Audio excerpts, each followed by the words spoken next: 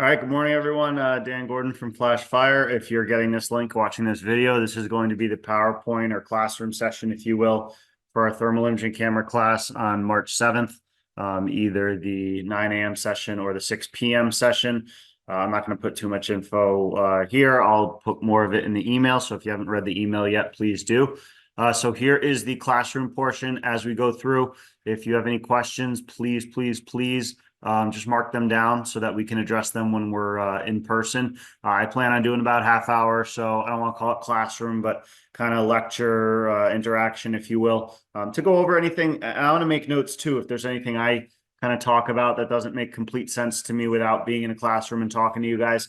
I'm going to make a note on that, and then we can address that when we come to the practical portion. So without further ado, here we go. Thermal imaging camera training for the fire service. So why this class? We obviously want you to build a basic knowledge and understanding of the thermal imaging cameras. These are expensive pieces of equipment that we purchase.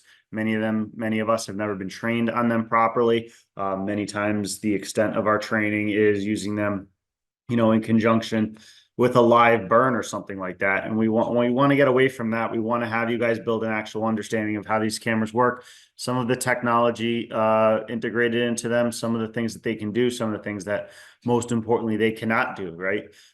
Interpret different images. And we're going to mostly in the practical portion deal with structural fires. Fire incidents, if you will, even if they're not, heavy fire incidents. But certainly we'll talk about some of the other avenues that we can use cameras in, hazmat, missing persons, and again, some of the things that they can and cannot do in those settings, okay? Be able to operate comfortably the thermal imager that you guys have. So those of you that are able to bring cameras, or hopefully if I have the cameras that you guys use, hopefully that will be an advantage to kind of see some of the ins and outs of that. If not, this is going to be a great opportunity for you to see some different manufacturers. We're going to have Avon, Draeger, MSA, Seek, and Bullard there. So there should be a good amount of cameras for everyone to use, share back and forth, be able to experience some different technology, different, the ways different manufacturers make cameras. And we'll talk about that as we get into today as well. Decisions that can and cannot be made with the aid of a thermal imaging camera, and we'll heavily talk about these should not be replacing our other senses on the fire ground. These should not be replacing our other avenues of decision making. Okay. Some of the topics, objectives that we're going to talk about today, fairly in depth, but we're going to try to simplify it as much as possible so that hopefully, you guys get a pretty good understanding of what we're looking at and what we're trying to get away from this or take out of this class. Again, if something's not clear after the classroom portion, that doesn't bother me in the least. That's why we have a practical portion to hopefully be able to tie all this together after that. All right, and as I said, take notes as we go. If you have any questions, we'll address them when we get into the practical portion.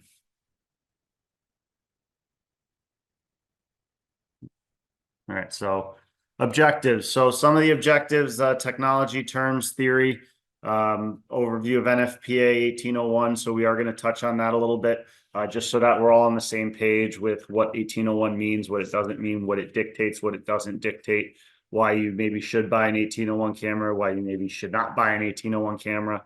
We'll talk about thermal imagers for use of smells and bells for sure. And then obviously used for structural fires. And we're going to get to certainly play with those a lot, come next week. And then limitations of the thermal imaging cameras, right? We obviously want to know what some of the limitations are so that we don't get ourselves in a jam. And that'll come into play when we talk about some of the case studies. Some of the case studies, frankly, are pretty scary out there with regards to the reliance on the thermal imaging camera and how that cost firemen, their lives at times. So what is a camera and what is it? This is the best way to describe it. It's cheating, right? And what happens when we cheat? A lot of times we get away with it, but all it takes is that one time for us to get caught with sometimes literally our pants down, right? So we want to be very mindful that when we're using that camera, it can tell us a lot of good information, but it can also trick us. And we're only getting tricked by it if we allow it to. So when we talk about cheating, again, a lot of times it's going to help us. It's going to allow us to, I don't want to call it cut corners, but kind of get to the end game a little bit sooner. For example, maybe finding the fire. It's allowing us to find that fire a little bit sooner, maybe find a victim a little bit sooner. But there are certainly times where we use that camera and it's not going to help us, and we need to be able to fall back on our other skills and our other, fire, behavioral, knowledge to be able to get us through that incident. Okay.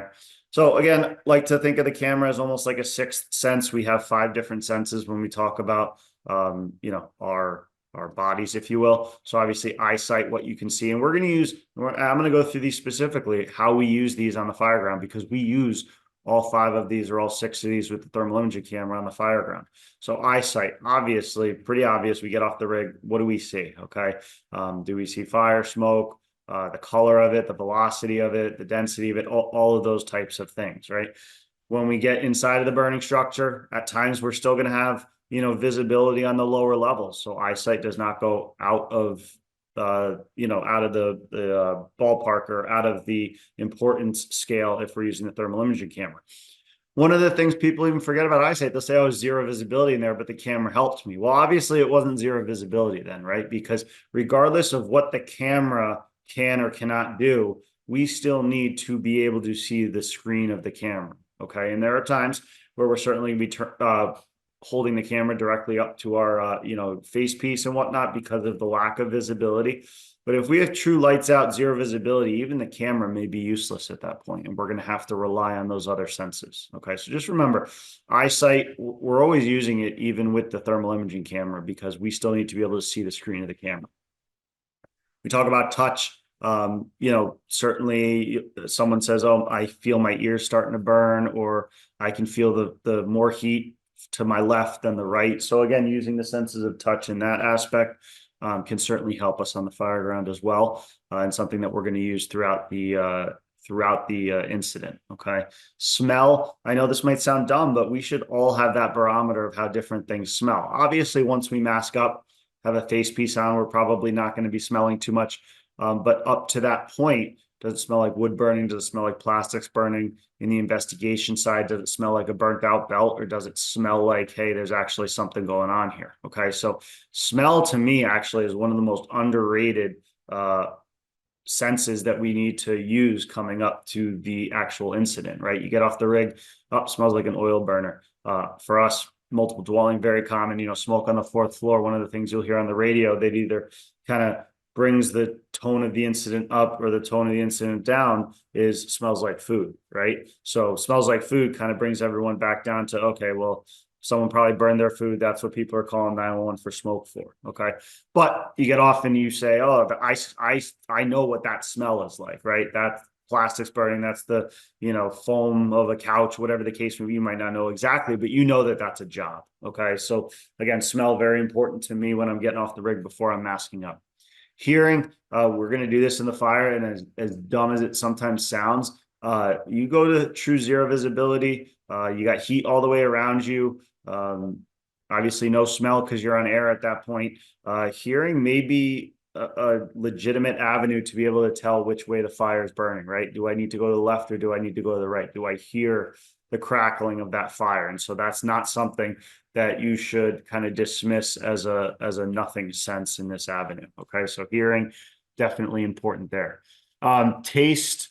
All right. Maybe I don't have one for taste, but that's my goal, is to figure out a sense for taste. If any of you have one, let me know. And then obviously thermal imaging as that 6th sense. And so as I go through it, hopefully you'll kind of see that the thermal imaging does not replace all of those other senses, but it just adds on to them. Okay. So what is a thermal imager and what does it do? So we cannot see in fires because of the particles of smoke, right? Very simple. We know smoke blocks our vision, but it's the actual physical particles of smoke that is going to block that vision, the amount of them, the density of them, all that different type of stuff. Okay. However, the infrared wavelengths are not blocked by smoke, and that's what we're able to see with the thermal imager. So it's not that the thermal imager is able to see through smoke.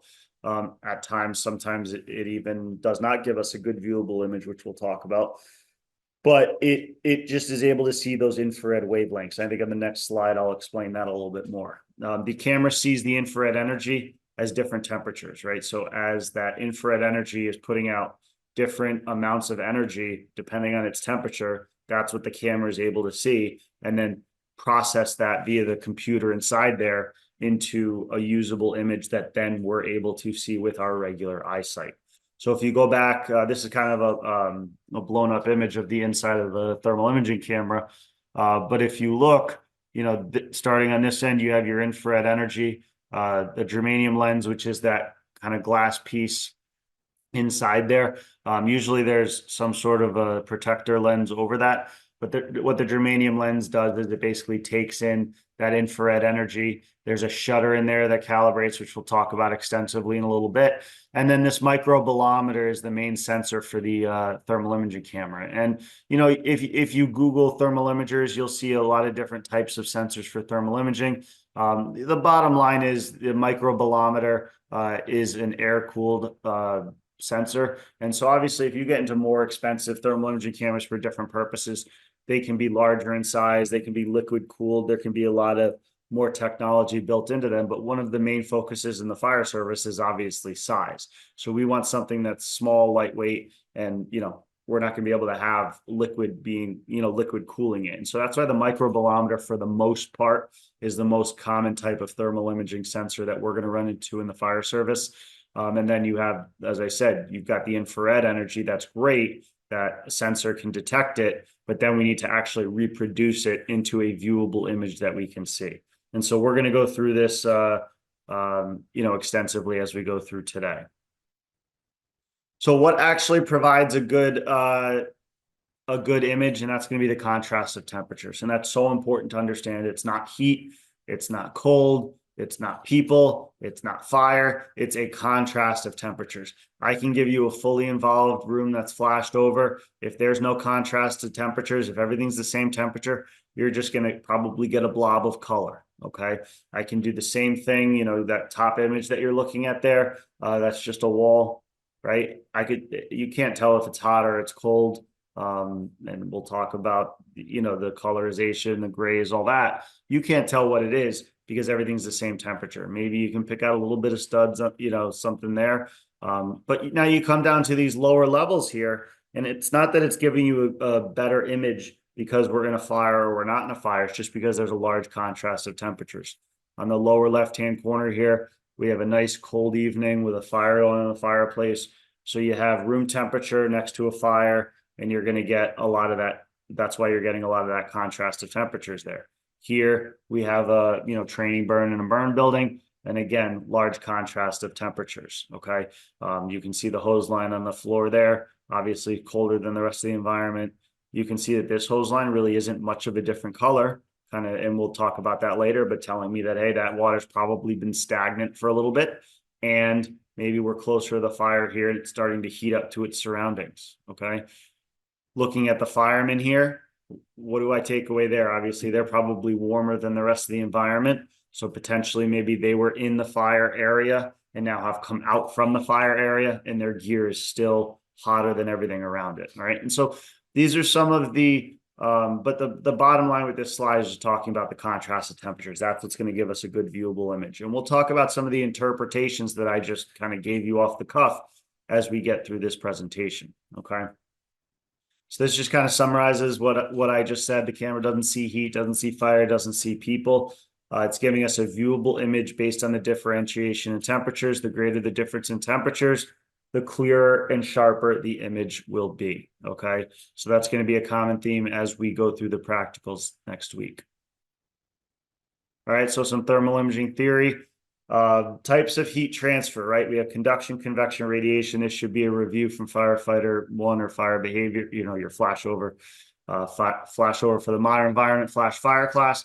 But we have 3 transfers of energy: conduction, convection, radiation. Conduction is going to be the transfer of heat through direct contact. So we are going to be doing flashover burns next week. And so one of the common themes that we're going to tell you is, hey, don't lean up against the sides of the container, right? Because as we do that, we start to compress the gear, and we certainly run into the issues of conduction burns. Same thing, real world inside your house, you're wearing oven mitts.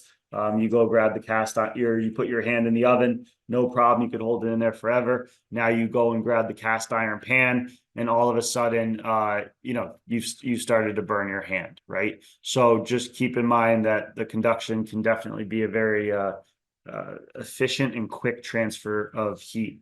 Same thing in the burn container. We don't pat guys on the back, right? Or pat on the shoulder straps, tight waist straps, loose shoulder straps.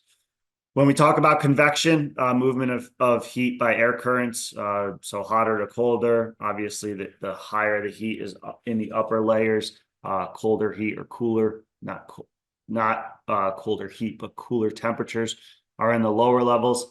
And then that radiant heat, movement of heat through electromagnetic waves. And so these are going to come as we talk about different, well, I'm not going to get too much more into these now, but as we talk about the thermal imaging cameras, we're going to be talking about how they may see different transfers of heat like that. So this was a slide, this and the next slide, I apologize, I was referring to a couple minutes ago, but the electromagnetic spectrum, this is those wavelengths of the infrared energy that we're talking about, okay? We know that we can see visible light. That's what we're seeing when we actually look at the screen of the camera.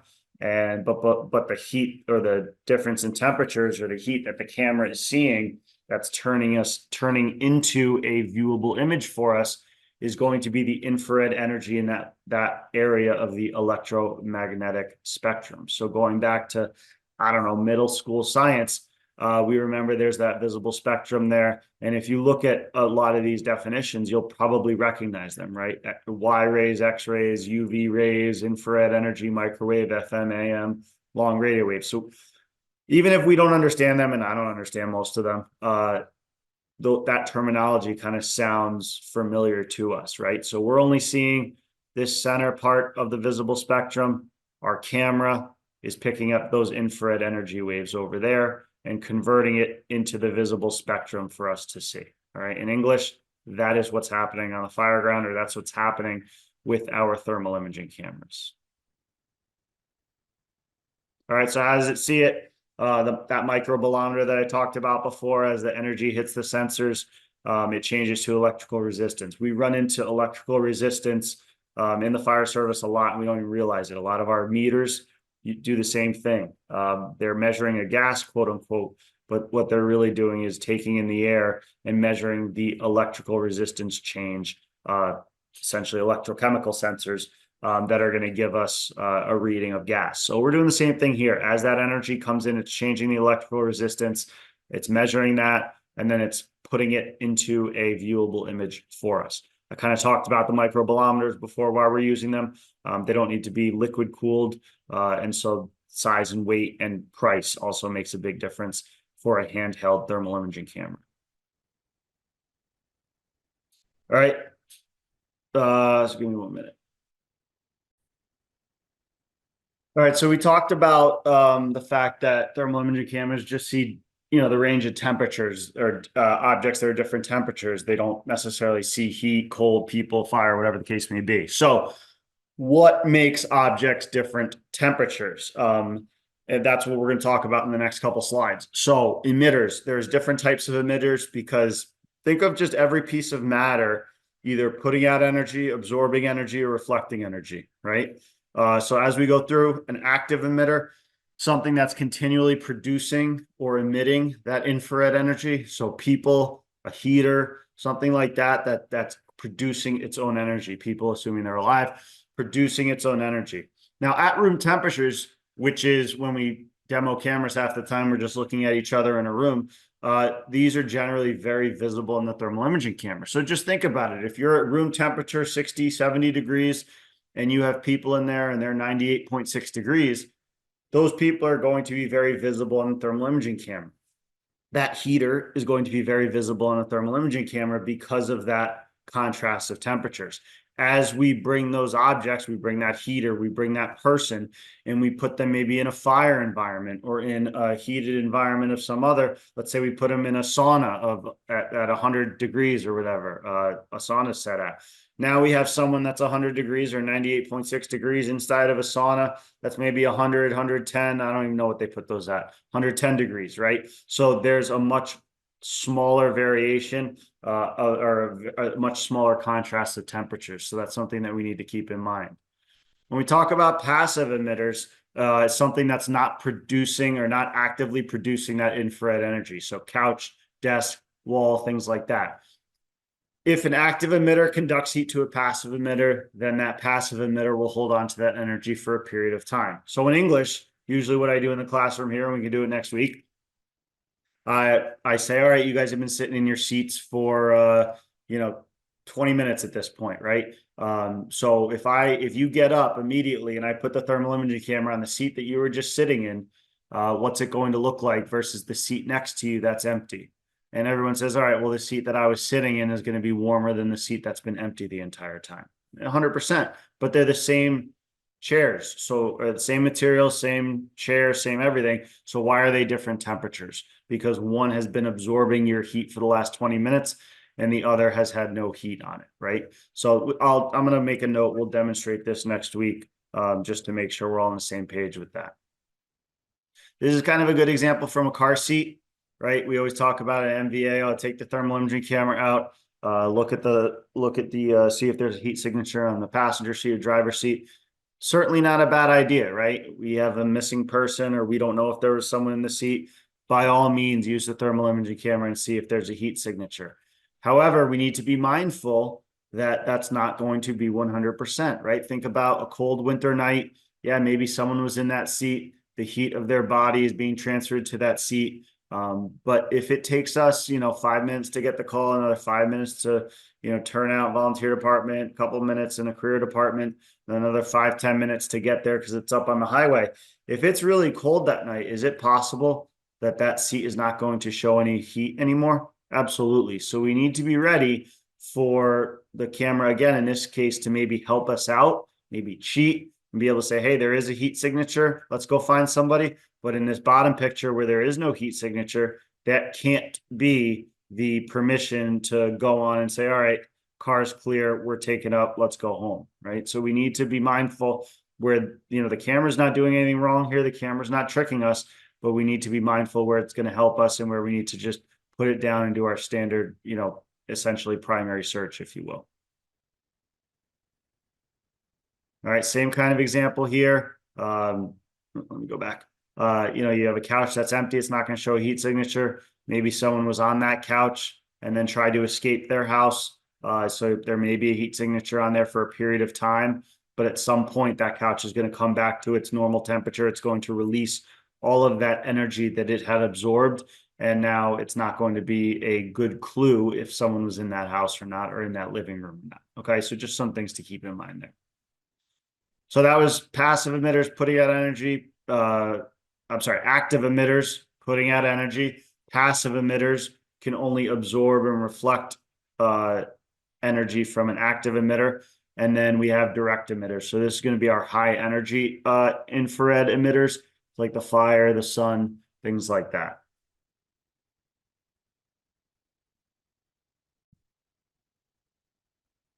So after emitters, we have to talk about emissivity, and we'll get into a couple things with emissivity, but the definition is basically that we know that different objects are going to reflect and absorb energy at different rates. And if you don't believe that, just use the example of we put a piece of wood and a piece of metal in the oven for the same period of time at the same temperature.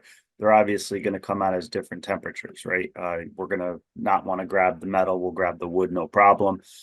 So different objects reflect and absorb that infrared energy at different rates. If you're getting into the weeds of it, emissivity of objects are scaled from 0 to 1. And so I think on the next slide, I'll show you a table that kind of talks about different objects and what their emissivity value are. As something 0, think more reflective, reflects all of that energy, things like stainless steel, aluminum, stuff like that. And then as we get up closer to 1, the term is black body, something that absorbs all of the energy.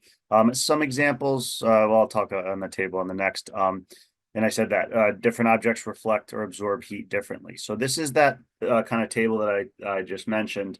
And again, this is a very basic table that we're talking about here. But we can see that towards the shinier stuff, silver, aluminum, gold, metals get lower closer to that 0, and the kind of thicker, denser things like wood, brick, carbon get closer to the 1. For reference, human body is about 0.95. And most cameras, and we'll talk about this when we talk about the temperature measurement, most cameras are right in that 0.95 to 0.97, depending on the manufacturer. So our cameras are our cameras that spot temperature measurement, which we'll talk about extensively.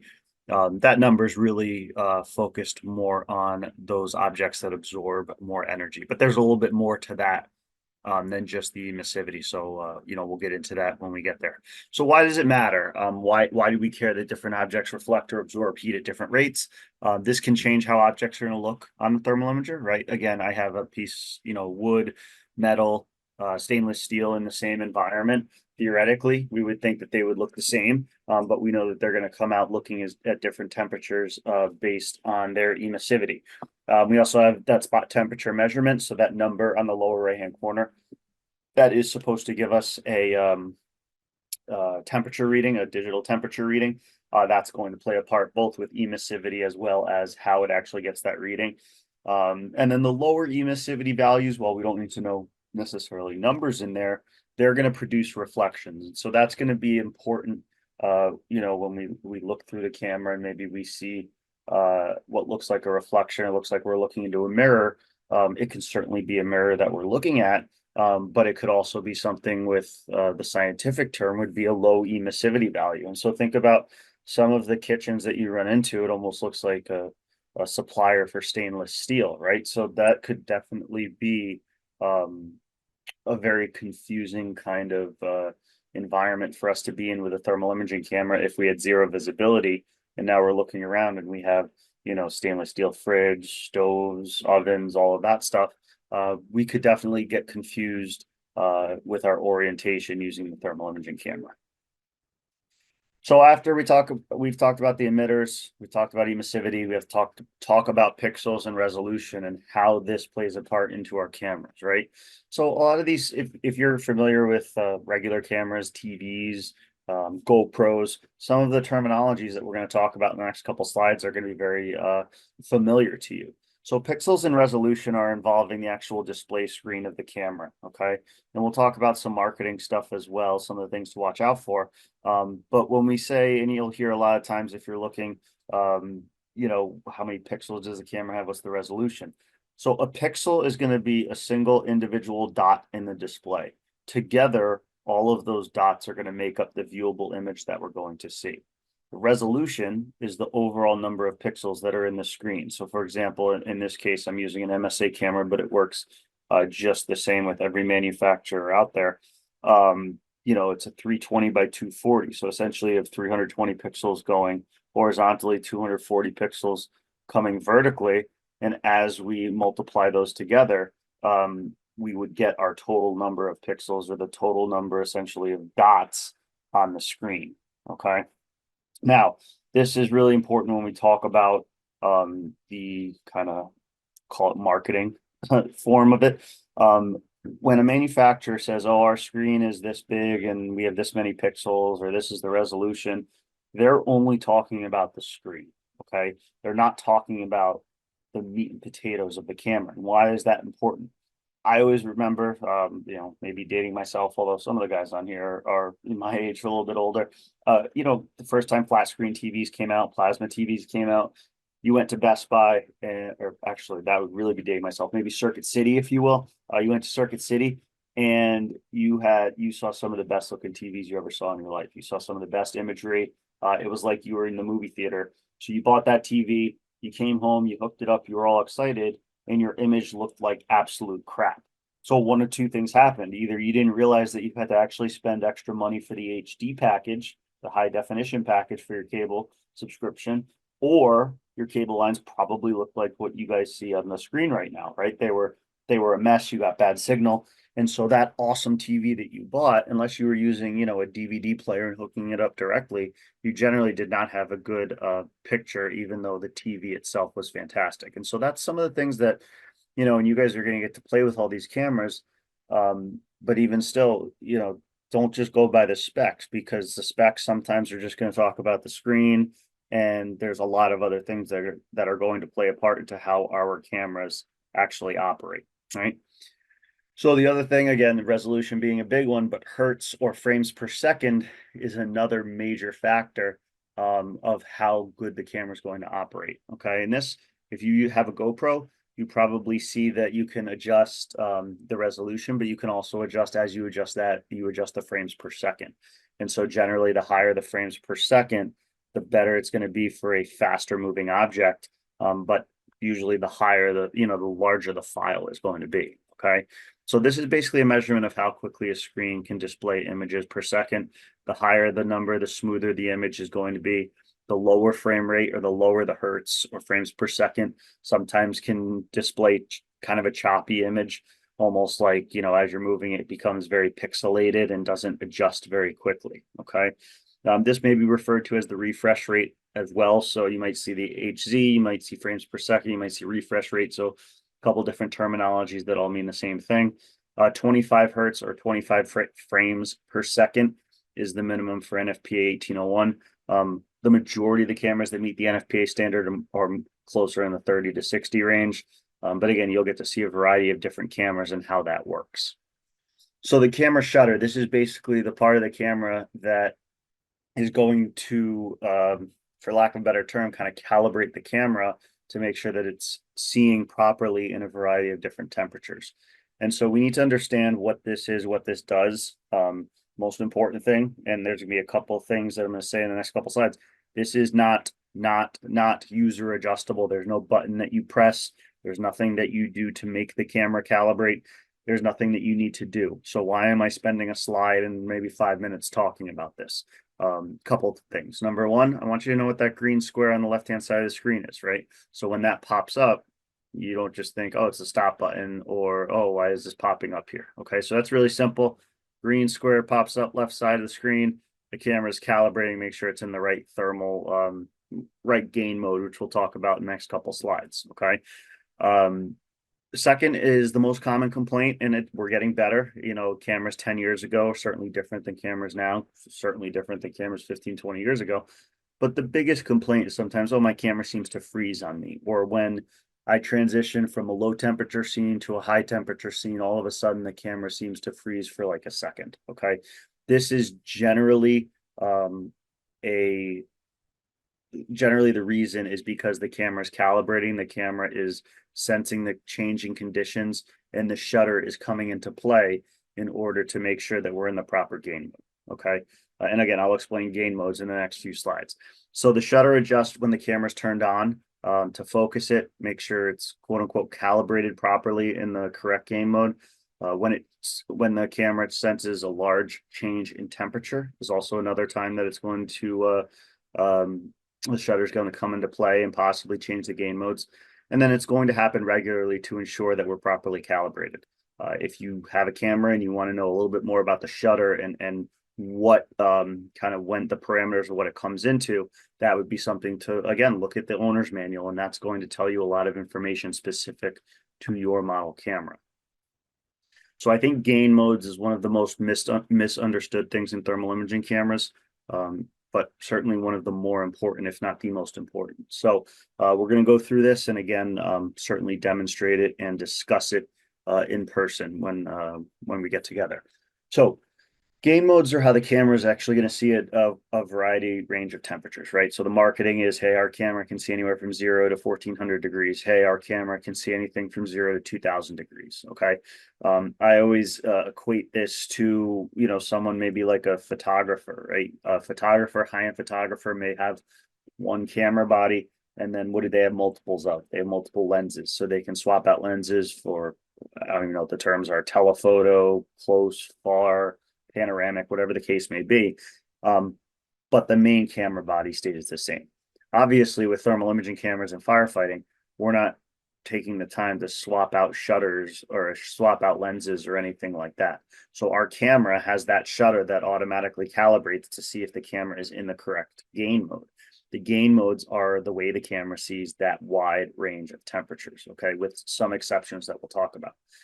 Again, gain modes are not user adjustable. So when we get into pressing buttons and showing you the different kind of modes of the camera. Just remember that the shutter and the gain modes are not user adjustable. They're going to happen automatically. All right. The camera is going to decide to change gain modes based on many factors that are specific to the manufacturer. So some manufacturers will use just a straight percent of the screen that's seeing high or low temperatures. And how do they calculate that, if you will? Again, going back to the pixels. So if you have 70,000 pixels, if they say 30% of the screen has to be at a certain temperature, it's going to be related to 30% of those number of pixels. Okay. Some manufacturers are going to deal with the center of that target, right? So when we see the direct temperature measurement in a couple slides, you're going to see the center crosshairs there. That can sometimes overrule the percent of the screen. So for example, MSA says, I believe it's 32%, if I'm not mistaken, 32% of the pixels have to be the high temperature in order to change gain modes. Argus, it has to be about 32, I think it's 35% as well. However, if that target, that center crosshairs, is on something that's hot enough, even if it does not hit 30% or 35% of the pixels, it will still change gain modes. Okay. So again, it's going to be manufacturer dependent. And this is, again, something that's good to kind of peruse the owner's manual on to know how your specific camera operates. Okay. So gain modes, what is a gain mode? I kind of explained that, but now we're going to get into some pictures and some actual definitions. So most cameras out there are going to have two different gain modes, and the terminology can get a little confusing here, but you have a high gain mode for high sensitivity, and that's going to be for lower temperatures. So when we're sitting in the firehouse, sitting in the kitchen, whatever, just doing a basic drill on the camera, we're almost always going to be remaining in this high gain, high sensitivity mode. Same thing in the investigative stage, right? If we're looking for a burnt out ballast, or we're tracking down an odor or something like that, and we're using the camera, this is generally what we're going to be in. When we get into the low gain, or when we get to higher temperatures, the camera is going to switch into that low gain, low sensitivity mode for higher temperatures. So the best way I describe this, I forget. Yeah. So I'll talk about that in a minute.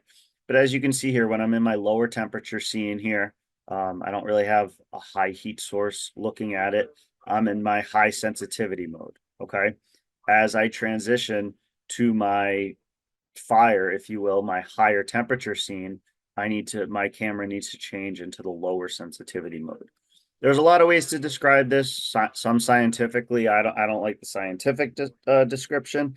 So this is basically how I kind of describe it, right? You're coming down in the morning, maybe 6:30 in the morning. Sun's kind of starting to come up behind the trees, but you don't really see it yet. So it's still pretty dark out. What are your eyes doing at that point? Your eyes are going to be dilating, right? Your pupils are going to be opening up, letting as much light in as possible so that you can get as much detail in your peripheral vision and your straight vision as you can. Okay. That's going to be your camera in the high sensitivity mode. Now you come around the corner, the sun comes up over the trees, and the sun hits you right in the face.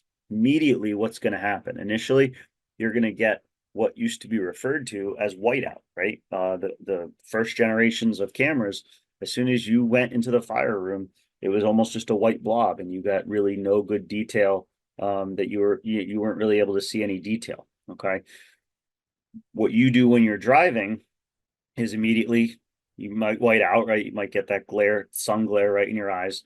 But then what do? You go grab your sunglasses. Once you put your sunglasses on, think about what changes. Now, in that transition from whiting out to putting your sunglasses on, that's the camera.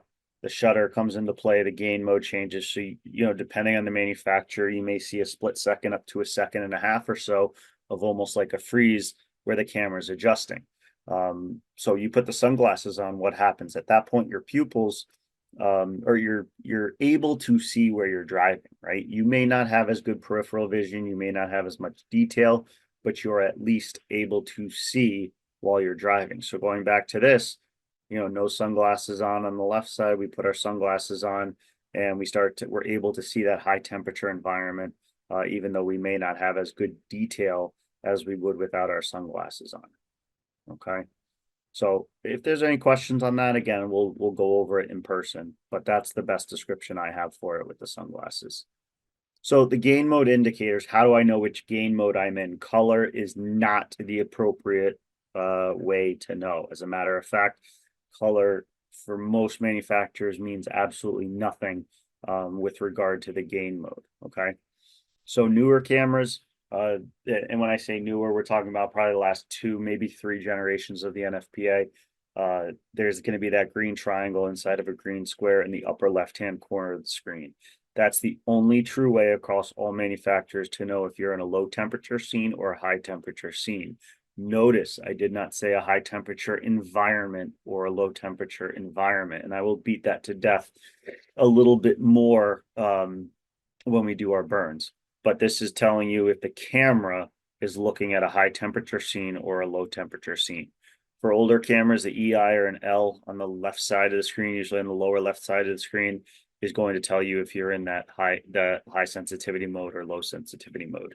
These are the only ways across all manufacturers to know if you're looking at a high temperature scene or not. So very important to kind of have an idea of that. And I know what you're thinking. Am I really going to see a green triangle in the upper left-hand side of the screen? You may not. And again, what that goes back to this just being one tool of the toolbox. If and we're gonna obviously this is a PowerPoint on thermal imaging cameras, but when we do the practicals, we're going to be integrating those other senses into it as well. Okay. This is just one piece of the puzzle. So moving on to NFPA 1801, I'm going to breeze through this a little bit. And one of the reasons for that is because it's a standard that's written. So any of you that want to spend time on it can go and, certainly read it for yourselves. But basically 1801 is the standard on thermal imaging cameras, manufacturing and testing. Why is this important? Just so you guys have an idea of what's kind of going into the design and manufacture of the cameras, right? So the minimum pixels, 320 by 240. Again, multiply that, you'll get that 76,800 number. As you add more pixels, if you see a 384 by, I forget what the other number is, that would be more pixels, more dots, theoretically a better screen. Again, we're just talking about the screen in that. Power button must be green, right? So I don't know. It was decided that the power button needs to be standardized so that everyone can see, it's on all manufacturers, what the power button is. Maybe you go mutual aid, you end up with someone else's camera. Whatever the case may be, the power button has to be green regardless of where it's located. What I think is important and what is kind of a good note is that other bullet point. So a lot of cameras have a lot of buttons and a lot of different modes. Sometimes we hit them on purpose. Sometimes we certainly hit them by accident. So just keep in mind that if we're hitting it by accident, we pull the camera up and we're in God knows what color mode or who knows what we did to the camera, as it got bumped around. And we just want to go back to the way it was when we turned the camera on. That single press of the power button is going to do that. Okay, so that's a good thing to keep in mind. You have a 3-button camera, 4-button camera, multiple modes. Pick the camera up, press that green button for 1 second. It'll revert back to the way it was, the basic mode when you turned it on. The other nice thing about that, you don't have to turn the camera off and back on to get back to that mode. So that's a good thing to keep in the back of your mind. So basically they NFPA describes thermal imager 2 modes, basic mode and then a more advanced mode. So when the camera's turned on, you have to have a grayscale image with white hot, right? So there are some cameras that allow you to do black hot rather than white hot, but that can't be when you turn the camera on. There's going to be that power source indicator, an electronic overheat indicator, an on indicator, some, essentially kind of dumb things. The other 2 bullet points are kind of interesting and important to discuss. New cameras that you buy that are NFPA compliant will not have that spot temperature measurement when you turn them on. Okay, so you'll get color, you'll get a color scale, you get all that other stuff. You'll be able to, it'll change gain modes, as it moves. So that's all the same. But you will not get that spot temperature measurement when you turn the camera on. Okay, so if you buy a 1-button camera from any manufacturer today, it has no other buttons, chances are you're not going to have any temperature measurement or any temperature readout on that screen. Okay, so just something to keep in mind. Certainly some of the cameras we'll be using this week will be the older standard where you will have the temperature indicator. Some might be the newer ones where you won't, and you'll have to press a button to get to the temperature indicator.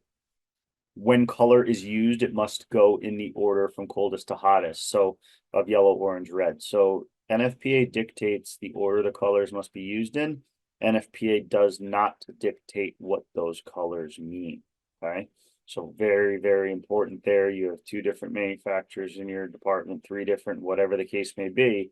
Um, they may not all be the same. Okay, so you may have two firemen next to each other, one with one manufacturer, one with another manufacturer showing the same colors, and it could mean completely different things. So very important items to keep in mind there. As I'm going, I forgot to mention the gain mode. We'll have the Seek cameras as well. MES is coming with those. And those have what's called a mixed gain mode. So we'll talk more about that in person, but essentially the kind of thought process on that is it changes each pixel individually based on the gain mode. So you're never going to see, or based on the temperature. So you're never going to get a true green triangle in the upper left-hand corner there. So again, that bottom note there does not dictate when and how to insert colors, just dictates what order they have to be in. Okay. This is the mandated screen. Okay, so when we talk about the direct temperature measurement, this is our center crosshair there that correlates to that number on the lower right-hand corner. We have our temperature scale on the right-hand side, our battery indicator, overheat indicator, our gain mode indicator.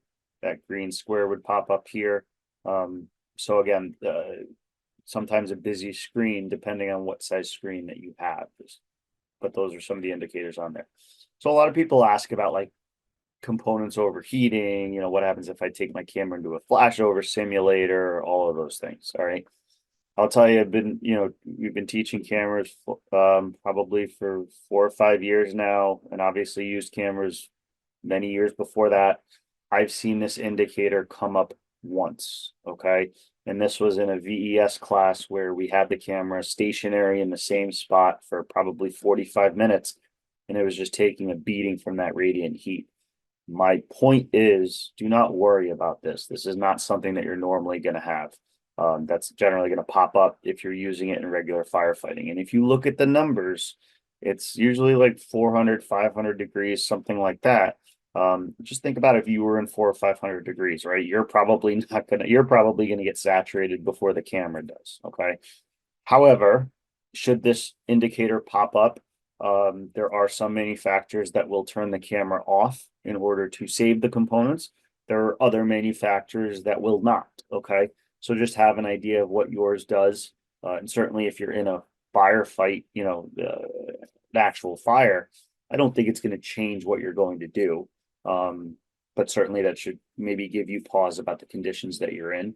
If you're in a training environment, yeah, get the camera outside. There's no reason to destroy our cameras in training.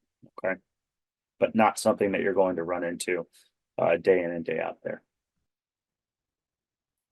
All right, different tests, and I'm not going to go into these in detail, but spatial image test, which is basically just the image test, vibration test, impact acceleration resistance test. What I will mention here is that the spatial image test is like the main image test to make sure that the camera's performing properly.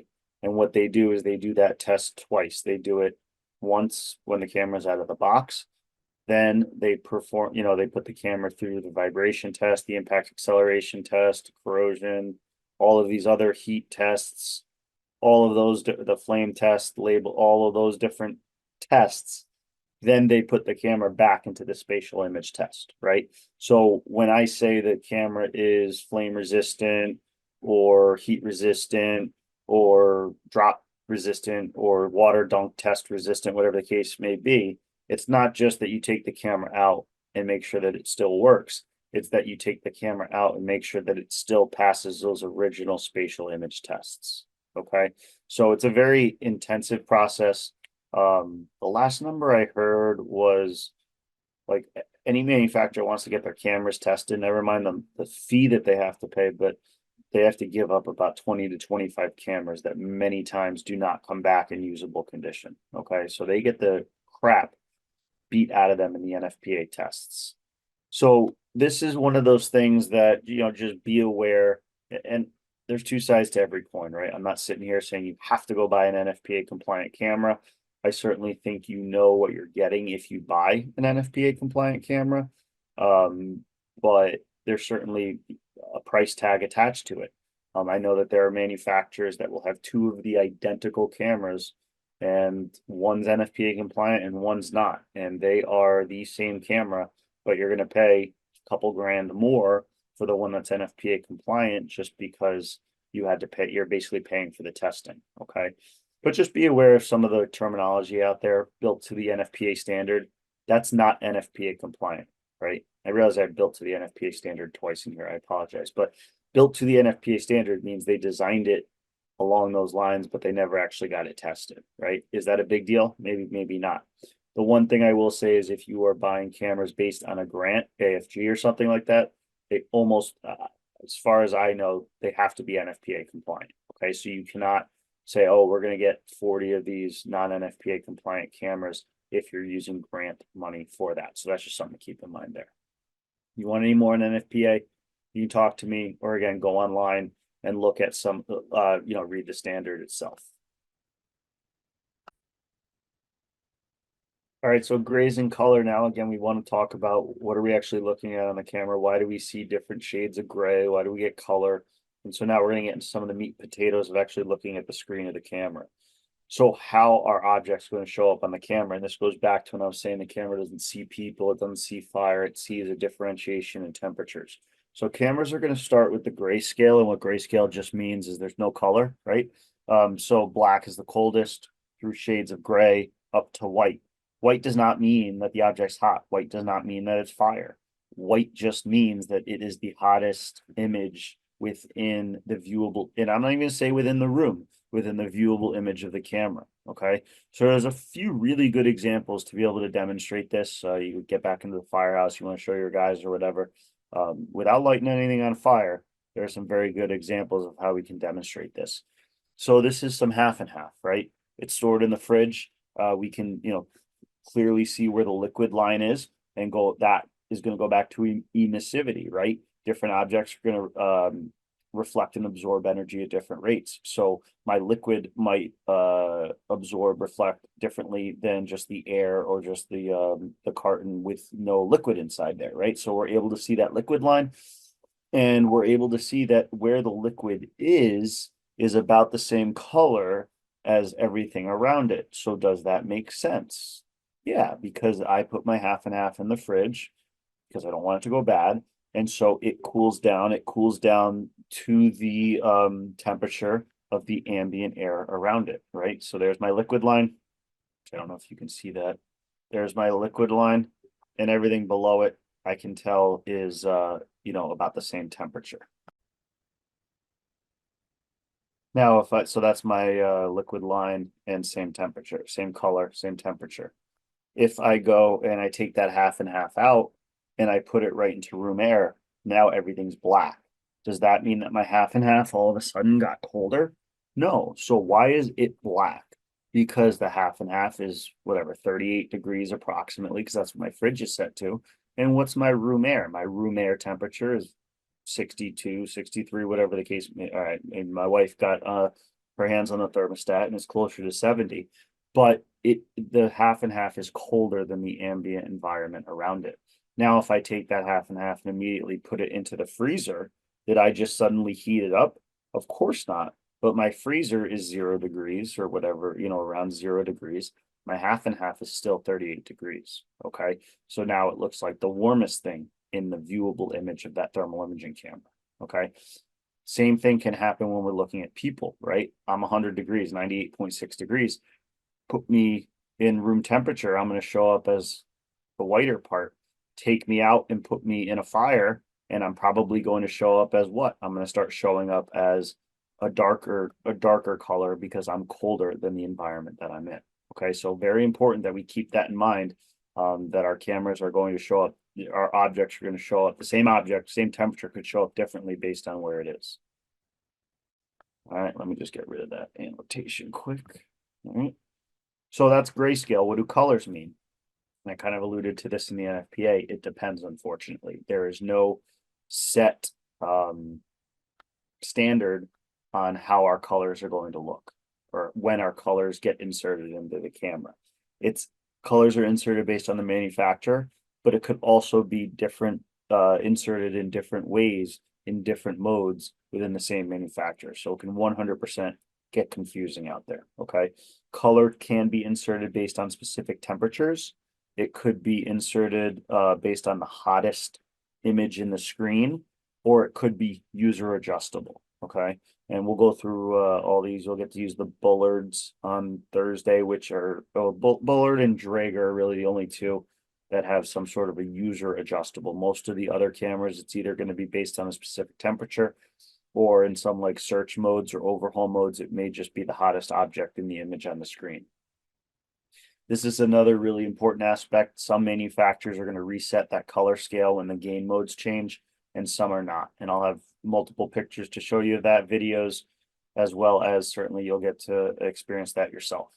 So what is standardized? As we said, that black is cold through shades of gray up to white being the hottest in the viewable image, and then yellow, orange, red. So the order is standardized, but when it's inserted, how it's inserted is not standardized. So I always ask, based on these two images, which one is my high temperature scene? Okay. And, everyone goes to the one on the left, and some people say it's because of the 284 versus, actually, I don't know if you can see that. Some people say, oh, well, it's because the 284 is there, 69 is there. So this is my high temperature scene. That's 100% incorrect. Okay. This is my high temperature scene because my green triangle inside a green square is in the upper left-hand corner. Notice I didn't say there's a fire scene. I didn't say it's hot. I just said this is my high temperature scene. My camera is seeing a higher temperature, and so it's adjusted the gain mode. It's changed into that lower sensitivity. All right. But when I say there's no color shift, look at our scales. If I look at the scale in my low temperature scene, 0 to 2000. If I look at in the high temperature scene, sorry for the drawing, also 0 to 2000. Okay. So this is what Argus does. This is what Bullard does. And kind of what Seek does. I guess, yeah, you would say it's what Seek does as well. But basically what they're saying here is that regardless if we're in the high gain mode or low gain mode, our colorization is going to remain standard. Okay. Our colorization is going to remain consistent. If I give someone an Avon camera and I say, if you turn the camera on and you see red, well, regardless of what gain mode that they're in, red is going to mean the same thing. Okay. The downside of that is it takes a higher temperature to put the color into the screen or put the color into the image. Okay. So you will probably get color inserted on, say, an MSA camera at a lower temperature than you would on an Avon camera. Okay. We're going to get to see this again in person when we do the practical. When we talk about, and again, this is the video of our gain mode with no color shift. And as I press play, you're going to see that regardless of what the conditions are, and I will tell you that the camera changes gain modes during this video, and I'll explain in a minute. Regardless of the gain mode that I'm in, our color scale does not change. Now, if you're actually listening to what I'm saying, you might say, well, everything you just said is crap because no green triangle came up in the upper left-hand side of the screen.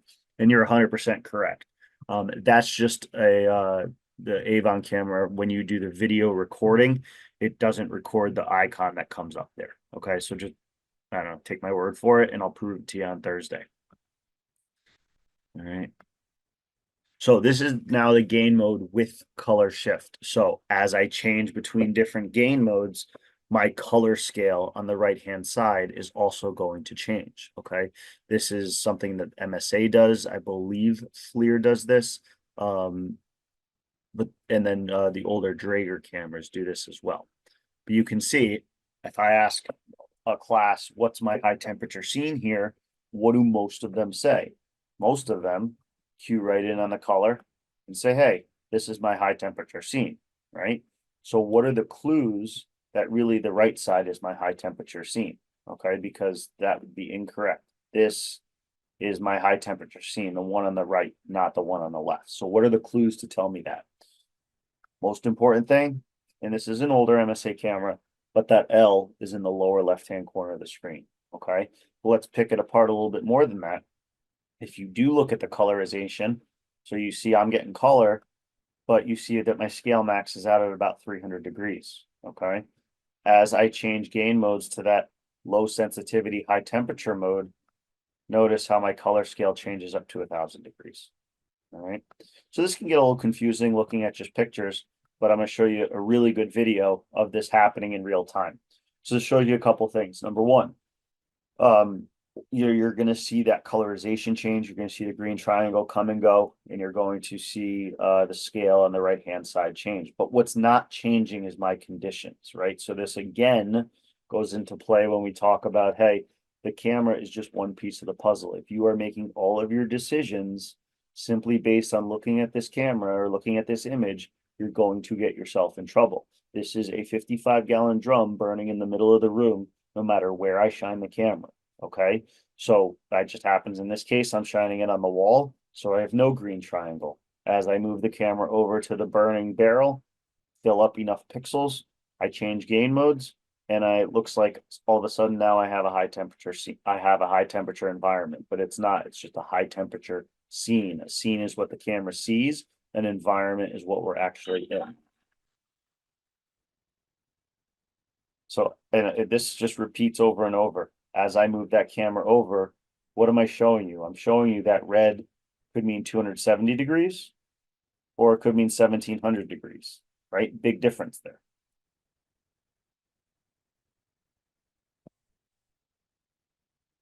So we're going to do this, we're literally going to do this exact drill.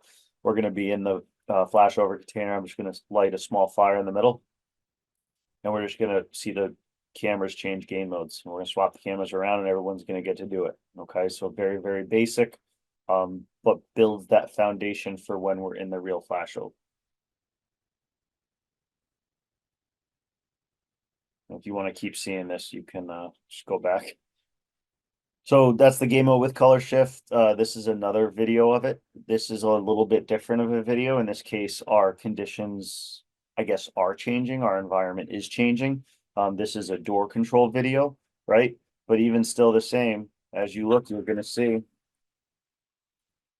as we open up this door, what happens?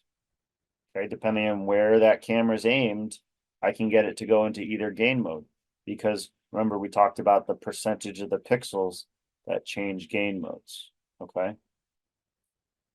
So I just want to pick this apart a little bit, and I'll explain a little bit about how the seek with the mixed gain mode works, where it won't pop up that green triangle, because what seek's trying to do is take every single individual pixel and automatically change its gain and change its individual gain mode. So for example, in this case, this area may be a lower temperature, so it stays within that high sensitivity mode.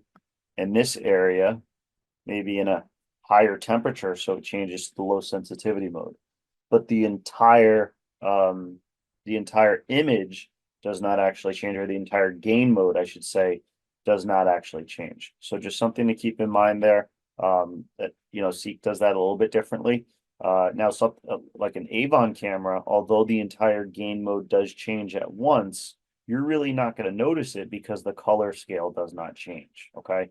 So again, if some of this isn't making sense, we'll get our hands on it on Thursday, and hopefully, it'll start to be second nature for you guys. But most importantly, hopefully you'll be able to identify how your cameras work in your department.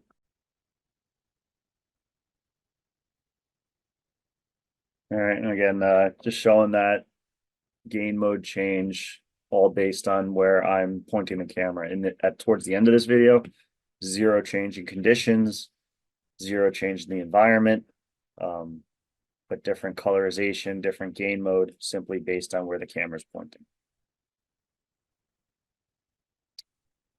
All right, so this was that kind of color based on relative temperature, and there's not a lot of manufacturers do this. Avon, this is an Avon camera. I think FLIR has something similar to this. But the idea here is inserting color at really low temperatures, right? And not based on temperature, but based on relative temperature. And so that just means in English, it's going to insert color to whatever the hottest thing is in the viewable image of the camera, right? So as I look and play this image, you're going to see that depending on where I shine the camera, obviously, if it's looking at fire, that's generally going to be the hottest thing. But as I point it down at the floor, now suddenly the floor is going to show up as red. So that doesn't mean that the floor is on fire. It just means that the floor is the hottest thing in the viewable image. And if you look at the right side, our scale order has stayed the same, right? We're still black, shades of gray to white, and then our color at the top. But what's changed is that there's no numbers, right? No number correlates to any color. Okay. And so that's what's changed when we do with Avon, we call it the binocular mode. Very good for search and rescue, overhaul, hotspots, things like that. Okay, but that's just going to insert color relative to what the hottest object in the room is. It's not going to be representative of a specific temperature. All right, so one of the hopefully big things you get out of this class is going to be this spot temperature measurement, and more importantly, not relying upon it. Okay. So the spot temperature measurement, as I mentioned, it is the number in the lower right-hand corner that's going to correlate to those center crosshairs on the camera. It is giving us a digital readout, digital temperature readout. It's constant, meaning there's no user input necessary to, it's not like a laser thermometer where you maybe have to hold the button down to get that number. As long as you see that number in the lower right-hand corner, as you move the camera around and the crosshairs go onto different areas, that number is going to change automatically. Okay. As I mentioned, it's not available in the basic mode for NFPA compliant thermal imaging cameras when you turn them on. Okay. So you'll see that with a couple cameras. You turn the camera on, you got everything that we talked about, but no temperature readout in the lower right-hand corner. And you have to actually hit a button in order to get that. Now, again, this is the lower right-hand corner number correlating to the center crosshairs. This does not correlate to, this does not refer to the colorization on the right side with those numbers there. Okay, so that's a different, that's going to come up when you turn the camera on. In the basic mode, it's just this direct temperature measurement in the lower right-hand corner that is not going to come up. So why can't this be relied upon? Why have we taken it out of the NFPA standard when you turn the camera on? Why is it a big kind of, debate's the wrong term, but why has it been cited as a contributing factor in multiple line of duty deaths over the last few years? Okay, so a few things. Usually I have this slide in my flashover class, and the first bullet point should say it all. One of the first few slides in the flashover class, fire behavior is what flashes over, what ignites. It's not solid objects, right? Even when we burn OSB, and we're gonna show you this when we're doing the burns, the wood is not burning. You're going to see the wood go through pyrolysis, off gas, and those gases are what burns. Solids do not flash over. So if we're using, let's take this step by step, if we're using a camera to potentially predict the possibility of flashover, but flashover is related to a number, and the number that the camera is showing is a solid object, and solids do not flash, I just blew the theory out of the water of using the thermal imaging camera to predict the potential of flashover. Okay, so it's a measurement of solid objects, not the gases. There were some older cameras that used to have ambient readings on there. Why do you think that failed miserably? Right, definitely a more accurate measurement of the environment, but where's the camera located that was giving it an ambient measurement? Right, it was located 2 feet, 3 feet, maybe less than that off the ground where we were crawling, right? But that's not telling us what's going on at ceiling level. Is there rollover? Is there the beginning stages of flashover, which I guess is rollover? What are the upper level temperatures going to be? Okay, so that number, we do not want to use that to predict what's going to happen in our environment. The other thing, it's only going to read line of sight. So how many times do you guys look at walls, look at ceilings, and look at that number and say, oh, I don't need to open up that wall because this number is really low. Okay, we're going to show you that on Thursday, show you some examples, some drills you can do in the firehouse of showing how that number is going to be inaccurate for that. It also doesn't take into account the whole picture. That center crosshair, that number is only going to be a representative of the crosshairs, right? So do not get wrapped up into looking at that number and saying, oh, that's going to represent the entire environment. It's not. It's only representative of those individual center crosshairs in the center of the screen. And I think one of the more I'm not gonna say the most important thing, but one of the more important things is it does not factor in emissivity values. So again, we talked about that, and I'm going to have some examples in the next couple slides. Emissivity values, depending on what the material is, could change the temperature reading significantly on there. Okay, and I'll kind of explain that a little bit more in the next couple slides. So solids versus gases, and this is not new information. This is just kind of proving and summarizing some of the things that I just mentioned in that last slide. So the graph in the center here is taken right out of a UL study. And it basically just shows, if you see the red, that's going to be our thermal imaging camera temperature. Let's put this annotator on, so you can see that the red is going to be our thermal imaging camera temperature, and everything else is our thermocouple temperature. So thermocouples are actually reading the ambient air temperature at different heights. So you can see if I'm using this camera to determine what my temperatures are, we're at about 150 degrees here, okay? But what's really happening in the upper layers of the room, we're closer to that 400 range. And same thing over here, 350 on the camera. Is that hot? Sure, but am I worried about flashover at that point? Probably not. Whereas our ambient temperatures at the ceiling level got up to over 700 degrees, okay? So a huge difference between what our thermal imaging camera number is telling us and what our thermocouple numbers are telling us, right? This is, again, great thing to do straight up in a burn building. Just put a piece of wood in the corner, 111 degrees. The actual temp was 200 degrees. Now you may say, all right, 200 degrees, that's nothing, right? No, correct. That's absolutely nothing. So what am I trying to show you with that? I'm trying to show you that the ambient temperature was actually double what the thermal imager was reading. So extrapolate that. If my thermal imager was reading 500 degrees, but my ambient temperature is really 1,000 degrees, I'm getting much closer to the point of flashover there, regardless of what my camera is telling me, okay? So just, again, that number in the lower right-hand corner, please, please, please do not use that. There are things we can absolutely use that number for. Please do not use that number as a decision-making tool for interior structural firefighting. All right, this is straight out from our burn container, and we're going to do something similar to this Thursday. Shine the camera at different areas, say what temperatures do you read. I'm going to restart this video. What I actually like to show here, a couple things.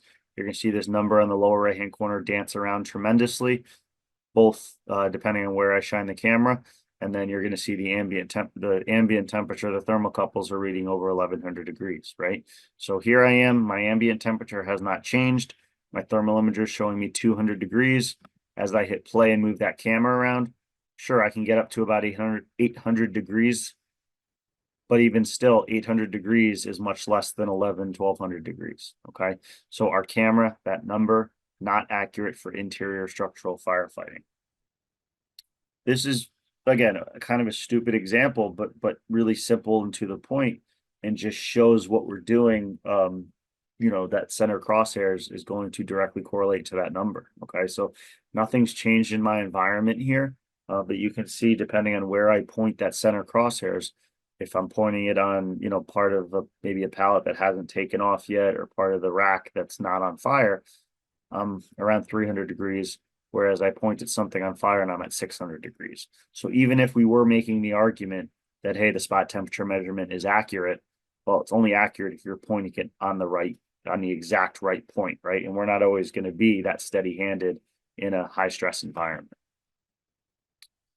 So now talking about the emissivity and how that's going to affect it, we said objects reflect, absorb at different rates. We said if I put a piece of metal, a piece of wood in the oven for the same period of time, how are they going to react? Am I going to want to grab the wood? Am I going to want to grab the metal? I think we all agree, hey, the metal is going to be or feel a lot hotter than the wood because it's reflecting that energy and not absorbing it. So again, kind of a at-home firehouse. I love showing firehouse drills that you can do without anything crazy. Almost every firehouse has a grill of some sort. This happens to be a gas stove, but you could do it with a variety of different grills. You could probably even do it with a regular stove, a gas stove inside a kitchen or something like that. Just heating up various items on that gas stove for the same period of time and seeing what the thermal imaging camera reads for those different materials. Now I added into this, and actually I'll try to remember to bring it on Thursday. I added into this an infrared gun, right? And many of you guys have used these. Certainly, if you're a mechanic, you've used these. I use them more for barbecue. You can get the like what a cast iron, what a grill, what temperature the actual surface temperature is.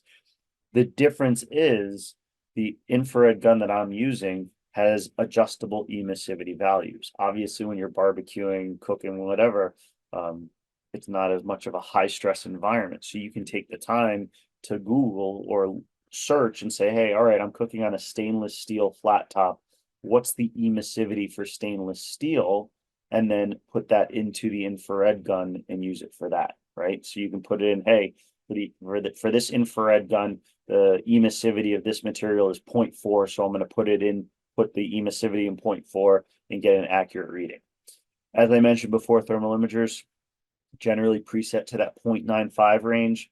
And frankly, that's one of the reasons that when you point the thermal imaging camera at someone's face and get the number in the lower right-hand corner, it's usually pretty close to what their body temperature is.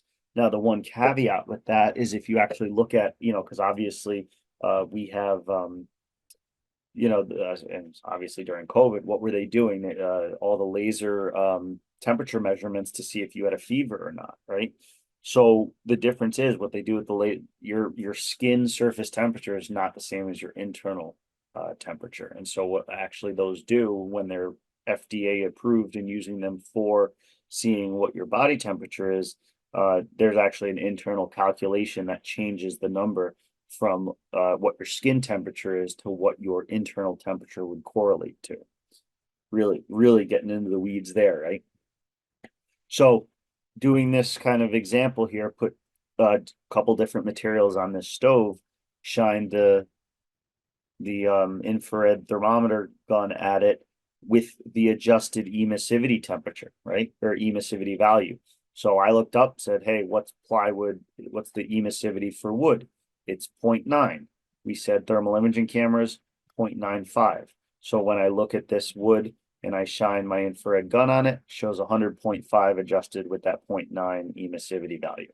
When I put the thermal imaging camera on it, 110 to 118, right? Why are they pretty close? Because the emissivity of 0.9, the emissivity of 0.95, pretty close, right? Now I bring myself down, what I do, the cast iron flat top. So now I take the cast iron flat top, put it on the stove for a minute. The emissivity of this is 0.64. So I set my infrared gun to the emissivity of 0.64. And then I get 380 degrees. I look at it with the thermal imager, which the emissivity is preset to 0.95. And you can see the wide range and different value there, right? So the true temperature is 380, but the thermal imager is only showing me 260. I move down on the emissivity scale now to mild steel. The emissivity is 0.3. I take the infrared gun, adjust that to 0.3. Thermal imager remains at 0.95, and we can see the wide difference in numbers there. Okay, so a huge difference when we're talking about as we get to that lower emissivity scale, that number, the direct temperature measurement, is just going to be that much further apart or further away from what the actual temperature of that object is. Okay, so very kind of important thing to understand there. Now, does this mean that that number cannot play a part to help me out at all? No, absolutely not, right? Let's say I'm trying to find, for lack of a better term, let's say I want to compare two steel beams to each other, right? Maybe I'm worried one's hotter than the other, whatever. If they're in the same view of my thermal imaging camera, that's going to be the best, right? Because one is going to display a different color. And when I say color, maybe a different grayscale than another, right? If I can get two pieces of steel in the same image, one's going to be lighter than the other if they're different temperatures. But what if they're in different rooms? What if they're in different parts of the building? Can I compare them? Well, obviously I can't compare them within the same viewable image, but certainly if I get a temperature reading on one and then go get a temperature reading on the other, I can see if one number is higher than the other. Now the number is not going to be accurate, but at least it will tell me if one is hotter than another. Okay, so again, we can use this number to help us. We just need to know its limitations, most important. All right, I'm kind of gonna blow through this a little bit. This is gonna be very manufacturer specific, and so we'll get into that more in the practical. But when I talk about different features, I'm just talking about where manufacturers put in things that you have to press the button for, right? So these are actually going to be user inputted. Not all ticks have all the different features. So things like that search mode I was talking about before, temperature measurement, video recording, taking pictures, MSA as a distance measurement. So there's a lot of different ones integrated in there. And we'll see that a little bit more when we get into the different ones on Thursday. So moving right along now, getting into actually using the camera at incidents, we got smells and bells, right? So these are the, fire alarms, odor of gas, not odor of gas, I should say odor of something burning, those types of things. So I smell something, there's no visible fire. I always say before you even take the camera out, right? Do we have a working fire here? If we do, we go back to our standard structural firefighting protocols. If we don't, that's when, kind of like a hazmat incident, we kind of slow down a little bit, have a little bit more of the huddle, discuss our operations a little bit more. But, always start with where they smelled.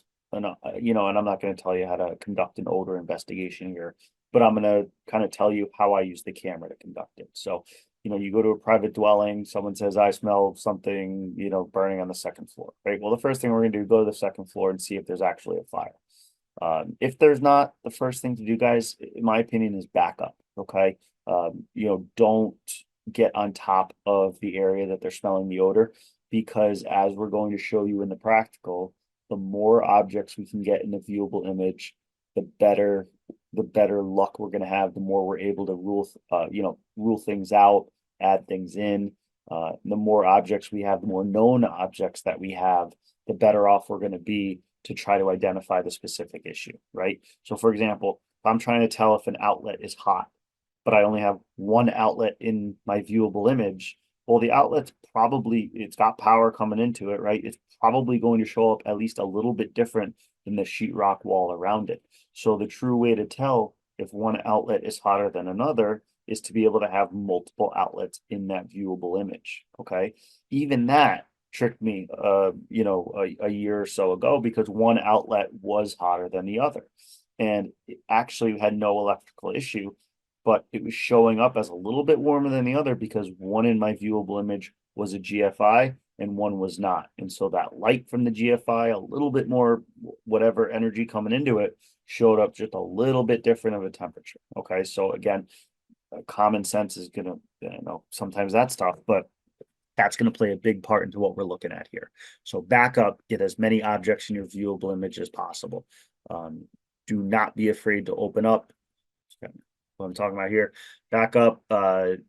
If it doesn't seem right, it probably isn't. Use all your senses. The camera is just one piece. If there's no heat signature, but you smell something burning, you got to figure out what it is, right? Don't be afraid to make inspection holes. A small piece of sheetrock is much easier to replace than a whole house, obviously. Certainly, we don't want to be coming back hours later because we didn't want to cause damage. Now, I'm not saying go in there and tear the entire room apart, but if we have to open up a small hole, open up a small hole. For electrical, get that plate off, because again, you'll be able to see, going back to that slide, you get the plate off. This one on the right is pretty obvious, but this, I don't know, you may not see that with the plate on there. So get the plate off and be able to see what's going on in that wall. Again, nothing new there, but kind of goes along with what we're talking about.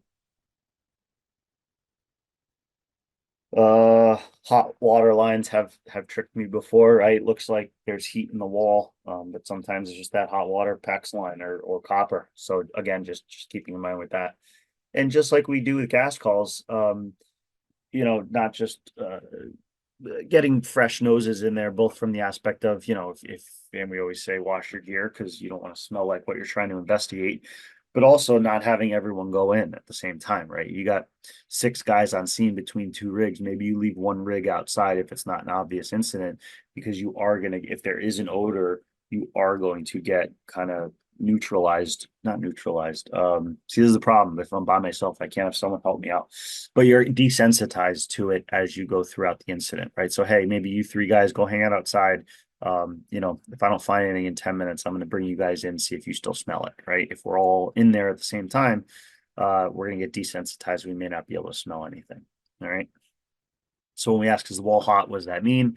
Again, what could be going on in there? We'll do this Thursday, right here.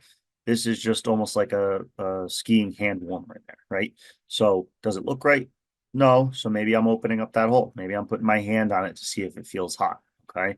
When we talk about going back to that half and half example, right? Using our hand to kind of determine how hot is this wall. So on the left, and this works well in closets, small areas where I can't get multiple, I can't get a lot of objects to compare in my image, right? So say I had an outlet and I couldn't back up enough to really get a good viewable image of multiple outlets, and I just wasn't sure. Okay. Well, I know my hand is 98.6 degrees approximately, right? So if I put my hand, get my annotation tool, if I put my hand here and there's an outlet, my hand showing up as white, the outlet is showing up as gray or darker. What's that telling me? It's telling me that that outlet, I'm not saying cold, but it's colder than my hand. That's 98.6 degrees. Okay. Whereas on the right side, let's say there was an outlet here, or this is just the wall itself. I put my hand in front of that wall and my hand immediately goes to that darker gray black. My hand hasn't changed temperatures. My hand is still 98.600 degrees. That's telling me that that wall is hotter than my hand. Okay. So maybe something I want to investigate a little bit further. Maybe something doesn't seem right. Um, Goes without saying, you can't do this with your gloves on. So please take your gloves off before you do this. But this certainly may work in that investigative stage to try to determine, is this object hot or not, right? Maybe we don't want to touch it. Maybe we do want to touch it, whatever. But is it hotter than my hand? Is it colder than my hand? That's a good barometer, right? And I kind of described this, but we're basically creating our own contrast here, right? We're using a known quantity, meaning our hand, to be able to tell is that, to be able to create that contrast and create that differentiation in temperatures to give us that good viewable image. All right, so now actually getting into the firefighting, the 360, we know that that's important. We know that generally it's going to be the officer, the supervisor, the crew doing it, and usually those are the guys that have the cameras, right? So if we're already doing a 360 and we have a camera, use it, all right? But your size up should start as you approach the building, right? If you wait to get to the building to put the camera up and look at what's going on, you're probably, again, going back to what we just talked about, you're not going to have enough viewable image within that. You're not going to have enough of the environment in that viewable image of the camera. Okay. So try to take a quick look with the camera as soon as you get off the rig. You can indicate fire location, extension. It could show you some heat below the original reported fire floor. But again, it's just going to be relative to, how hot the fire is, how much it's able to get through the outer walls. We don't see through walls, right? So this is one aspect where, the camera is more than anything, it's one piece of the puzzle here, right? Because we know that homes are so much better insulated now than they used to be. So they may not, the house may not be letting a lot of heat out. So you may not be able to get a good, heat signature with the camera. Usually the windows will obviously insulate not as well as the walls. So that may be an area that you get the heat signature. Notice we're not seeing through windows. We're simply seeing the temperature or the heat signature of the windows. Okay. This is, in storefront fires with roll down gates, this is tremendous because usually, again, that metal is going to reflect the heat more than anything else. So you'll usually be able to identify which store is involved if you have multiple roll down gates and a lot of smoke. And even small town USA, think about where you have multiple roll down gates, all these self-storage areas, right? So you may have a ton of smoke coming from everywhere. Putting up that camera, being able to see, hey, this roll down gate is hotter than the other ones next to it, may give you an indication of where the fire is located. Okay. Yes, this is from a burn building, but it may indicate, fire location. If you look, this one's a little tough to see. But you can see that that window has a little bit higher of a heat signature than some of the other ones. But what you're really going to see in the next slide is seeing that Bilco door, right? So you come around the rear, and again, a metal Bilco door is going to reflect a lot of that energy. So you're getting that heat signature from the Bilco door. Does that mean you have fire in the basement? No, the camera's simply telling you that there is a heat signature coming from that Bilco door, but that may give you an indication that that's something that we want to check, okay? And I'll get a little bit into my tangent. Basement fires we know are dangerous, but generally the hardest part is identifying that they're in the basement, right? We get a call for smoke on the first floor, upper floor, whatever the case may be. So that 360 coupled with a thermal imager may be able to help us, determine where the location of the fire is. Okay. This is again a firehouse backyard example, kind of backyard prop example. We're gonna do this on Thursday, but you can just see the camera. And again, there's no insulation in these bays, but this may be what it looks like inside of a house where you have no insulation on interior walls with maybe an electrical fire that's starting in the walls there. Also, kind of demonstrating, you can see the different construction from the outside looks the same. From the inside, you can see almost like a platform versus balloon frame style construction there. So just a good kind of prop that you can build for about 20 bucks, if that.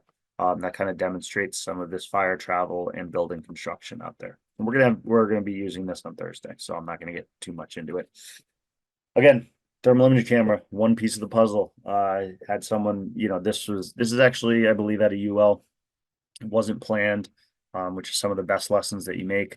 And I had something very similar happen to me. So, here you come to the front door, you shine the camera and you say, oh my God, there's a heat signature in the bottom. Maybe there's a basement fire here, right? But if you look on the left, why is there a heat signature in the lower left-hand corner? Very simply, just because that area is not covered by the shade.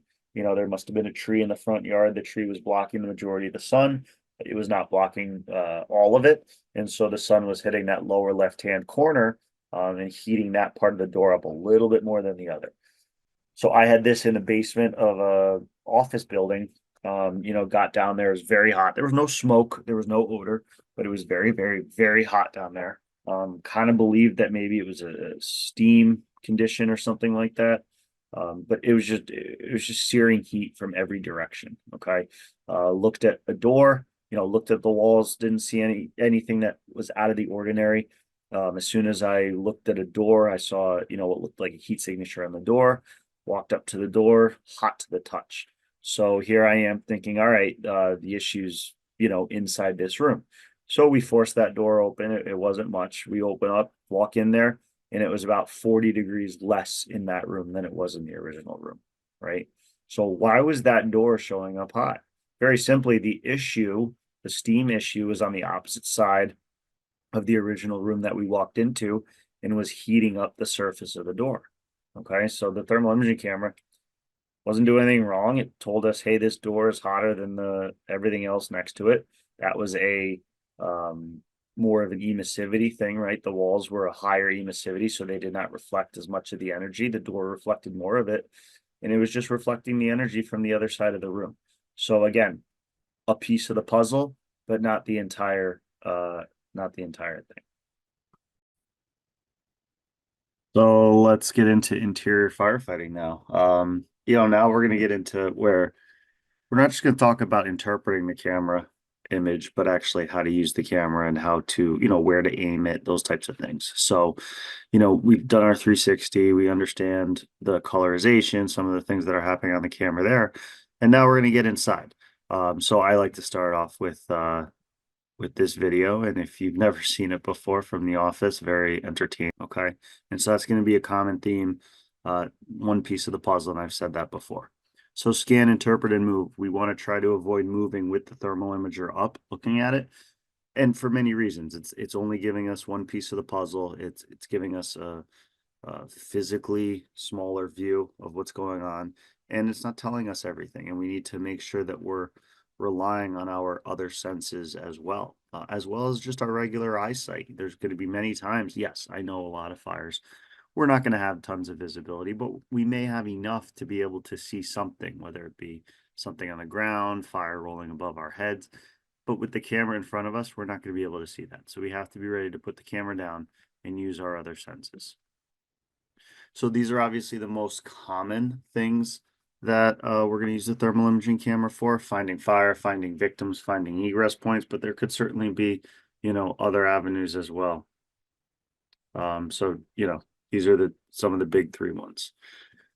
So I think the biggest thing that I kind of took away when I started first learning about thermal imaging was, where to point the camera, right? We always think of pointing it where we're going to look.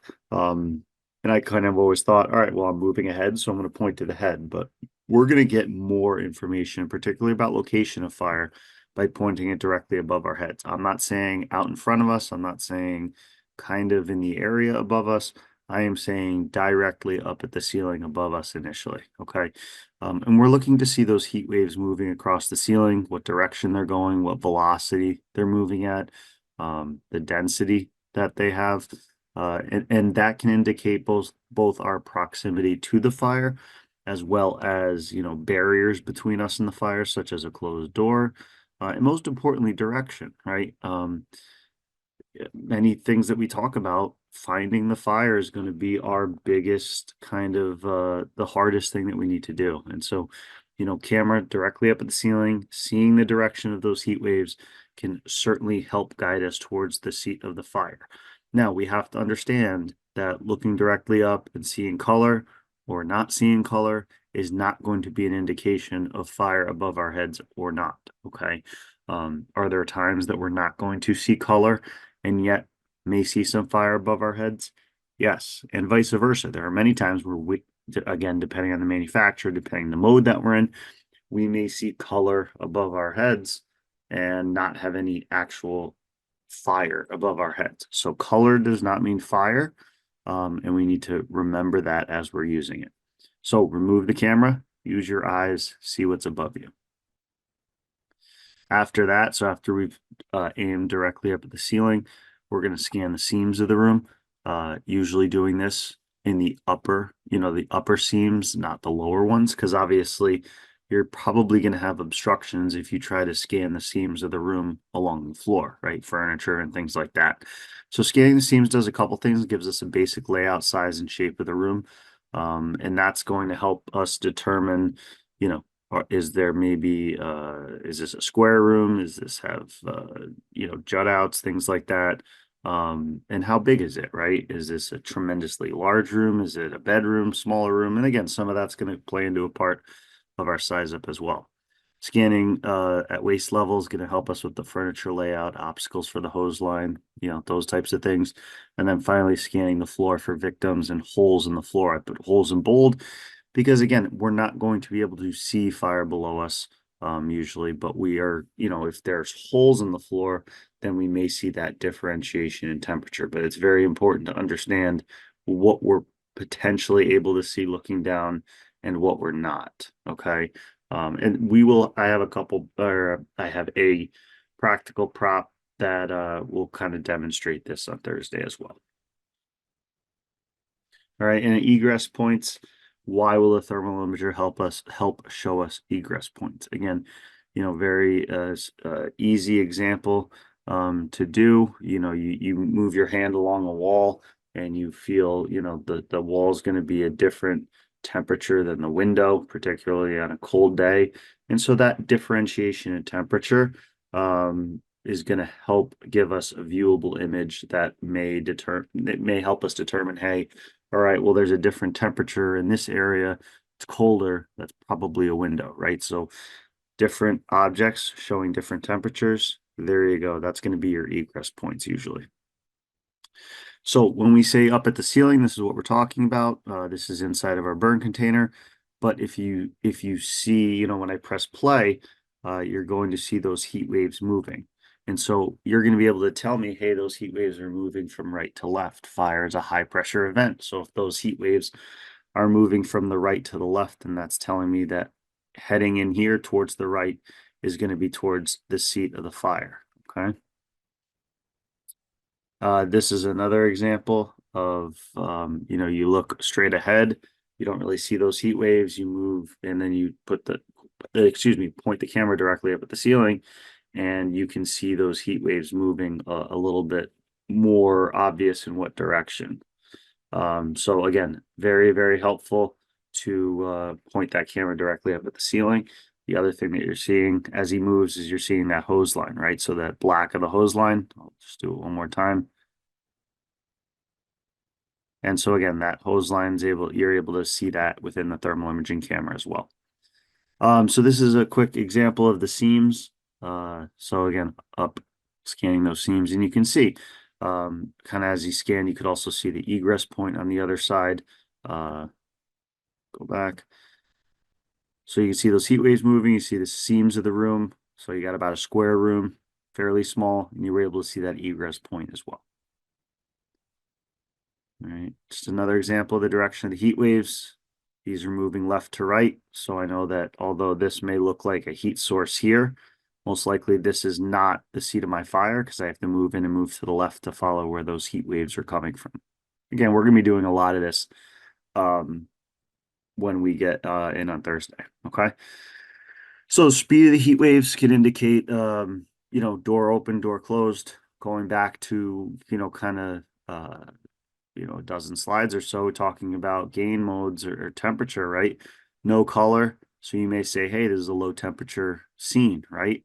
But that green triangle in the upper left-hand corner there is telling me like, hey, just because I don't have color, obviously the camera has adjusted for a high temperature scene here. So again, this should indicate to you, hey, something's off. There's that green triangle, okay? What we're really going to show you with this video is as it plays, you're going to see the door open. You're going to see the heat waves blow out. You're going to see the colorization, all that fun stuff.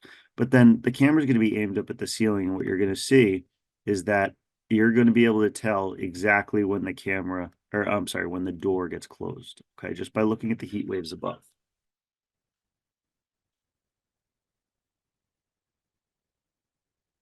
So you can see the gain mode changes. It's actually high sensitivity. And then as the heat comes out, the gain mode changes to low sensitivity for the high temperatures. But now look at the ceiling and you can see exactly when that door is closed based on those heat waves moving. Okay. That could indicate a couple things: door opening, door closing based on the heat waves, window failing, front door being taken. So there's a lot of different things that those heat waves above could tell you. Okay. In this case, you can also see the direction of them. So if we were remote from the fire area, we'd be able to look up at that ceiling and see which way the heat waves are moving. So a really good, useful tool that we're going to use inside the burn container. But obviously, the idea is to get in that habit, camera up at the ceiling and be able to see the direction of those heat waves. All right, same video here with an Avon Argus camera. So no, again, that gain mode is going to change without the temperature scale changing. But same thing, you can see those heat waves moving. Again, that could even be fire, which you're not going to know just by looking at the camera. You would have to actually move the camera to the side and be able to see above your head. Okay. But if you look at this video, you guys are able to tell me if you were in class and we were, having a dialogue here, you'd be able to tell me when that door is open or closed simply by the movement of those heat waves above. Okay. So a really, really good tactic, a really good tool to, be able to kind of see both the direction as well as the maybe status of a door or a protection in place. Ending the scan at the floor. So in this case, we have that hose line, black, cooler than everything around it. Makes sense.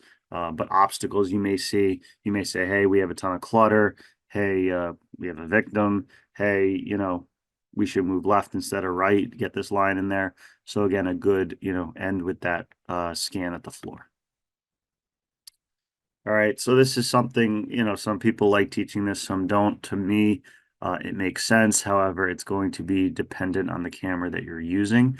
For example, some cameras are more ergonomic to turn 90 degrees horizontally.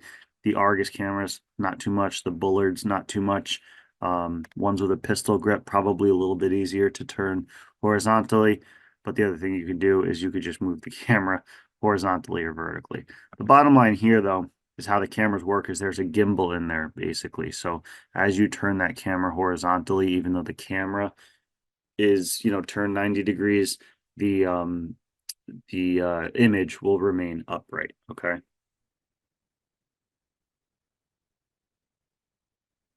So egress points, kind of mentioned this before, but this happens to be my old house that was poorly insulated. And so you can even, again, get to the point where you're able to pick out, here's our $7,000 thermal imaging camera stud finder in there.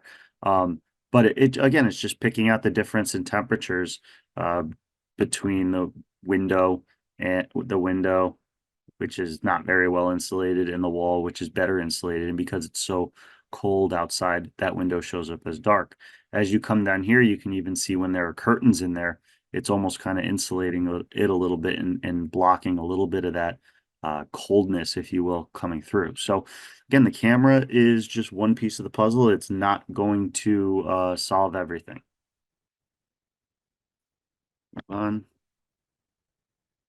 fire attack, this to me is so straightforward, but the hose line is obviously meant, what are we using water for, right? It's not dry chem, it's water, it's meant to cool. So we're using water to cool a superheated environment. So just by that definition, we should all be fairly in tune to the fact that the water is going to show up as a much darker gray, black, and contrast extremely well to our superheated fire environment. Okay. And there's a couple things. So this is an older Argus camera. So you're going to see we have that gain mode actually indicator on here. It's in that lower left-hand corner though. This was a few generations ago. But you're going to see just a really good viewable image of that water, cooling down the environment. A couple tactical things to point out here, and then I'll play the video.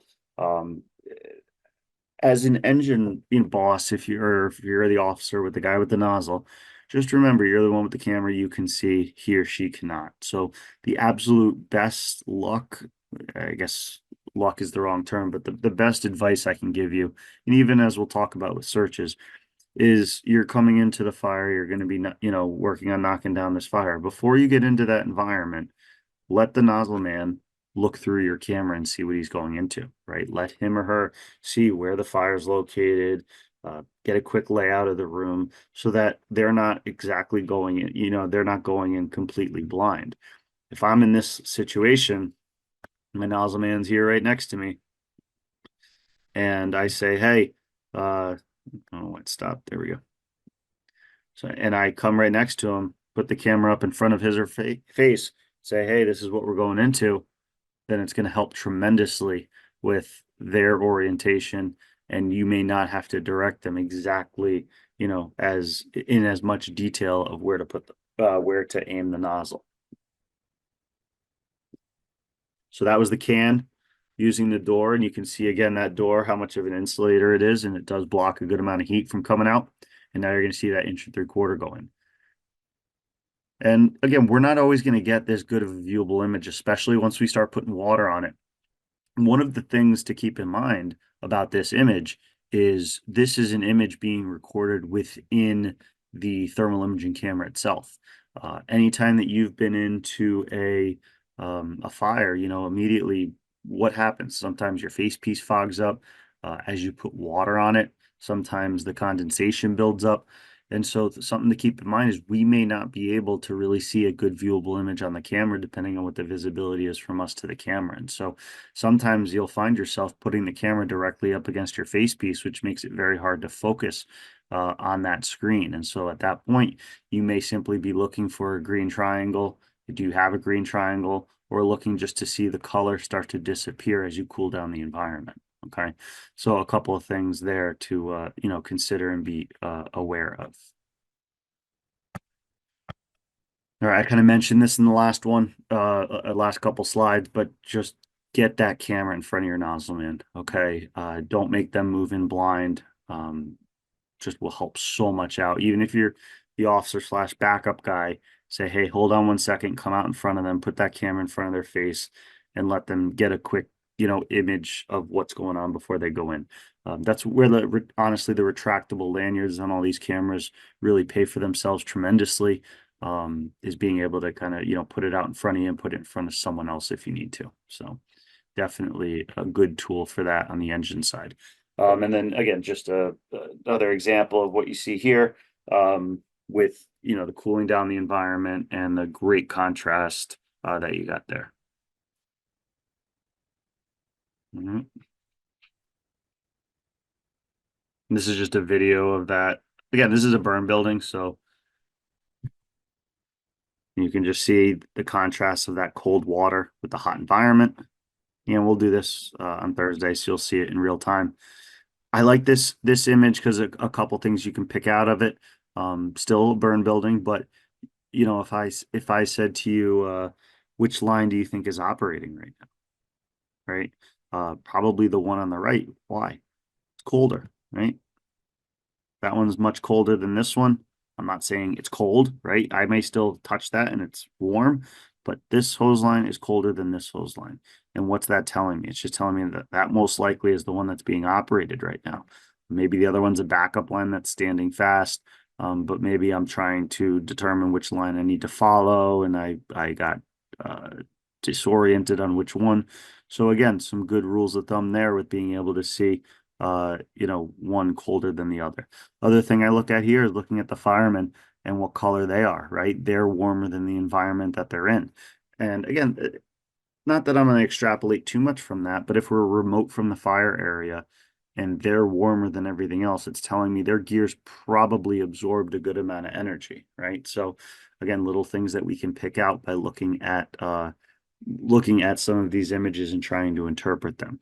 The other thing to keep in mind, we'll talk about later, picking out the cylinders, and we'll see that as well inside. Oh, here we go. So accounting for your hose team. So again, looking at the cylinder, that's generally going to be the best way to pick out and see our hose, not even just hose team, but search team as well. Think about any SCBA drill that you've done. What happened when you got out, right? Your cylinder was nice and cold because you were working really, really hard.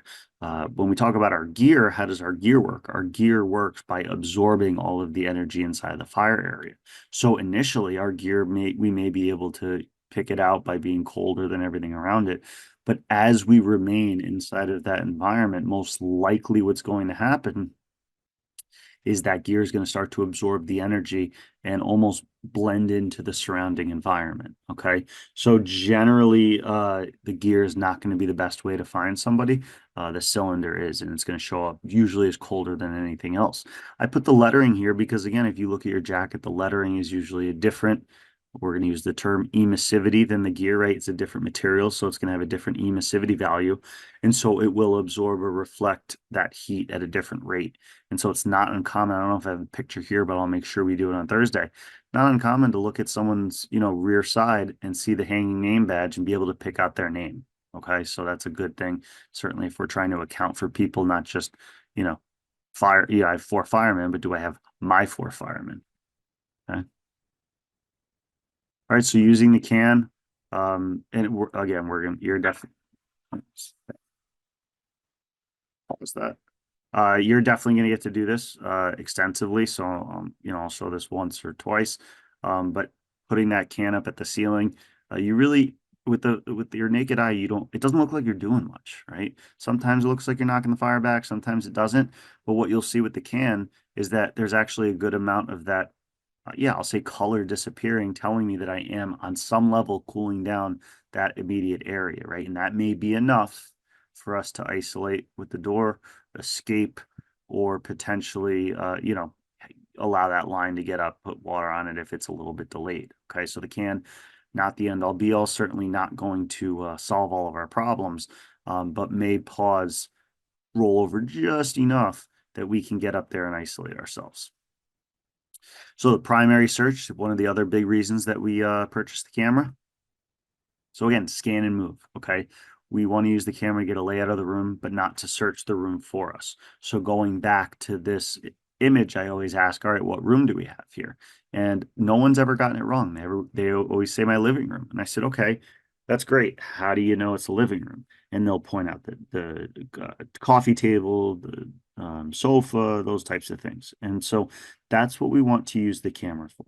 Okay, we want to take it, we want to look at this room and say, all right, I have a living room, and my couch is over here and TV's over there. And now, if by all means, if I scan here and I see a victim laying on the floor here, what am I going to do? I'm going to put the camera down, go right to the victim, make my grab, and I've saved myself at least a few seconds, right? Maybe a couple minutes, depending on the size of the room.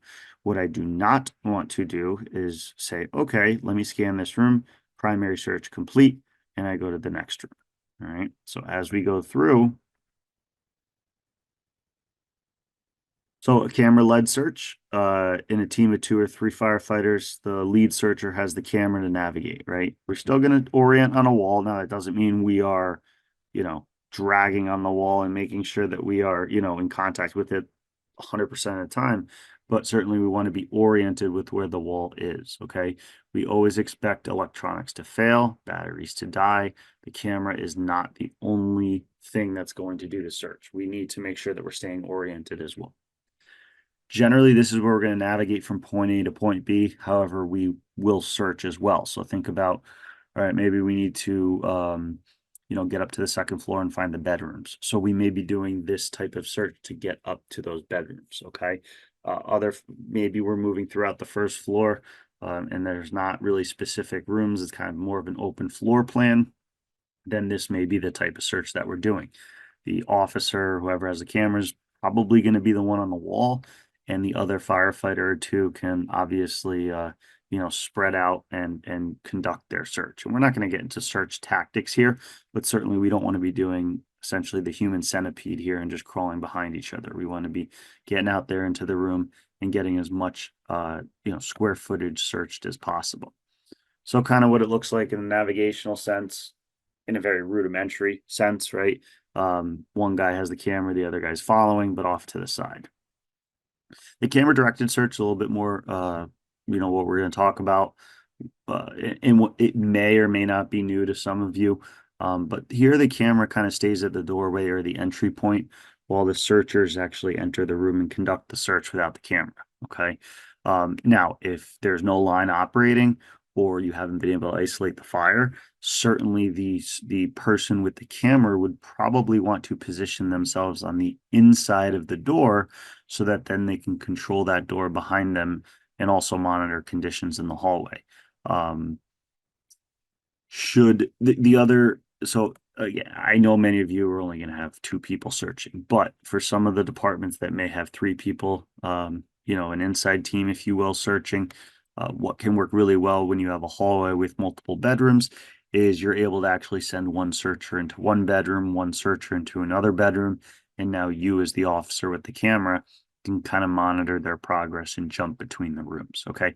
That's going to be situationally dependent on the construction, on your obviously crew size, on your crew's skills, right? If I have 2 guys fresh out of Fire One or the Academy, probably not splitting them up.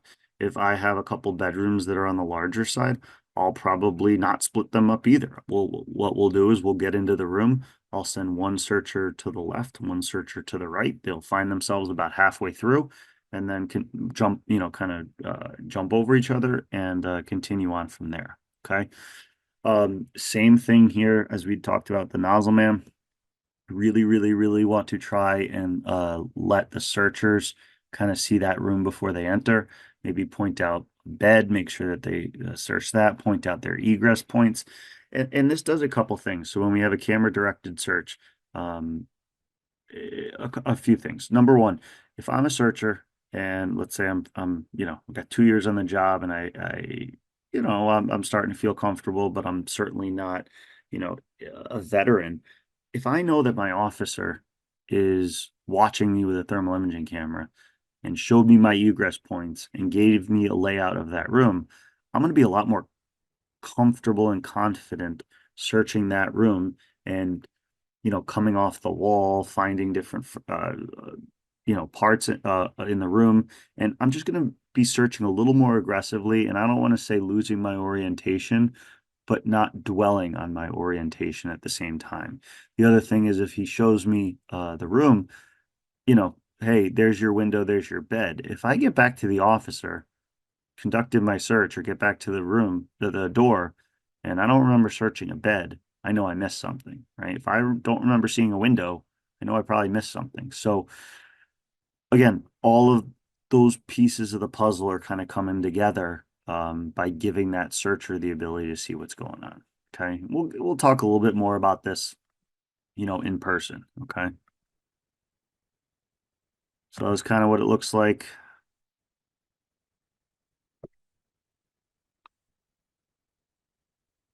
And again, that person in the red, they're hanging out at the front door there, and they're able to get that. They're hanging out that front door and able to have that person on the yellow, go in and do the search.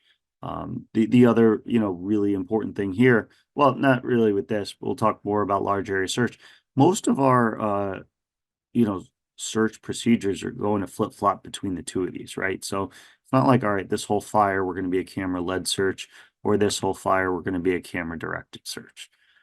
So seeing victims, we kind of talked about this before a little bit, the half and half example. And I think we talked about it again in another example, but victims must be in line of sight, right? So if they're behind beds, doors, windows, anything like that, we're not going to see them. Bottom line, doesn't matter if they're in the fire environment, out of the fire environment, have to be within line of sight. Masked victims may be difficult to see. Masked victims are considered under covers, bundled up, something where they have an insulator on top of them that's not allowing their body heat to exit. Okay. How are victims going to show up? Again, we mentioned this in the fire area, probably going to show up as a colder object, remote from the fire area, even if it's zero visibility, may show up as a warmer object. And kind of said, visibility with our eyesight has nothing to do with how objects are going to show up. It's all based on temperature. So clutter can certainly block or mask victims or fire. Large amounts of clutter that are all in the same temperature display as a featureless image. Clutter adds substantial amounts of weight to the structure and can absorb a lot of water. And I mean, that's more on the collapse side. But the bottom line is clutter, both line of sight can block a lot of what's going on, and clutter can also absorb a lot of that energy and make things featureless. We're gonna have everything the same temperature. It's gonna be very difficult to determine individual, objects or heat sources or things like that. So clutter makes our lives, quite frankly, a living hell. So when we talk about hidden victims, this is back where we're talking about, and I kind of mentioned this before, objects are not going to see through these mask type things. So if my daughter's behind this bed here, it's not going to see through it. If she's under the covers, again, depending, it's probably not going to let her heat signature out. And so you may not be able to see them at all.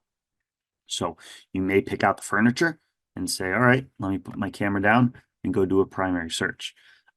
This is an example also of having, I don't know that there's a technical term, but I'll call it a distractor, right? So low temperature environment, remote from the fire area, but we'll call it zero visibility. Here you have a heat signature and you're going to cue in on that. You can actually see that there is a heat signature under the bed, but you're probably not going to pick that out at 2, 3 in the morning. Okay. Summarize, put the camera down, go do your primary search. Camera is one piece of the puzzle. Okay. This goes back to what I was talking about before. You guys picked out this living room perfectly. Primary search complete, right? Even, even, I went back to, even, with full visibility, there's nothing in that bedroom or living room, right?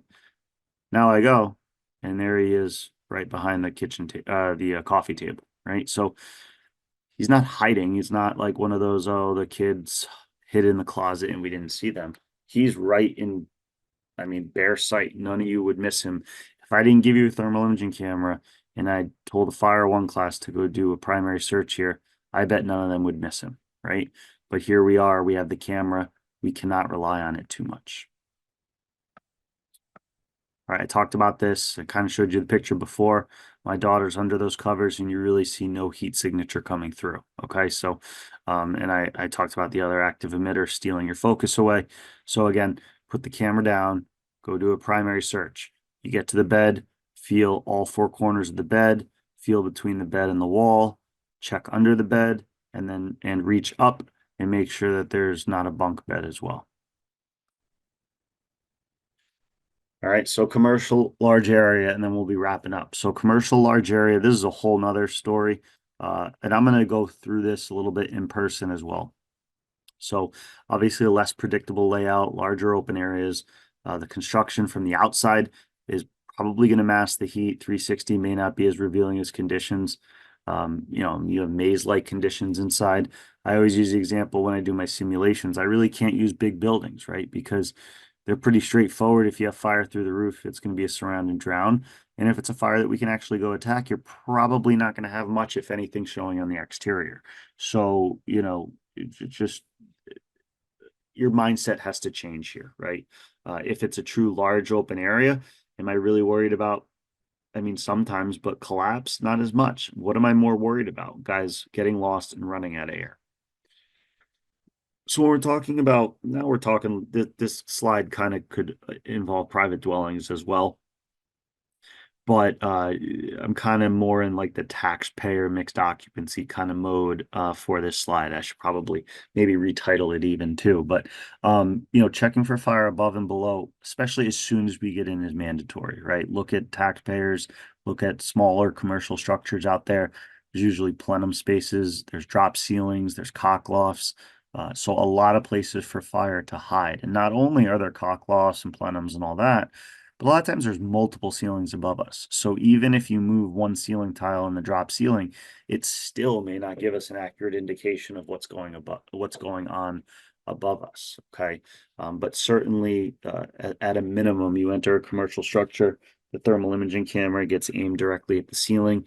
And regardless of what you see up there, you need to put a hole in the ceiling. Okay. It doesn't need to be a huge hole, but you really need to consider putting an inspection hole in the ceiling. Sometimes that may be as easy as pulling down a drop ceiling tile, but making sure that the fire is not burning in that drop ceiling is absolutely required. Okay.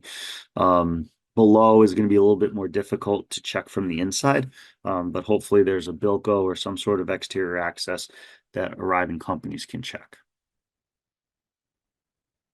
And so this is the drop ceiling that we're talking about. Obviously all these tiles are down, but if you look up there, if you had a fire burning up there, and actually this is a pretty empty drop ceiling, but many times you'll have, wires running above there and stuff like that. But just look at how it's secured, right? So if we have fire burning above there and we don't realize it, very quickly this drop ceiling could potentially fall down on us. All right. So make sure that you're moving something above you and seeing what's going on above there.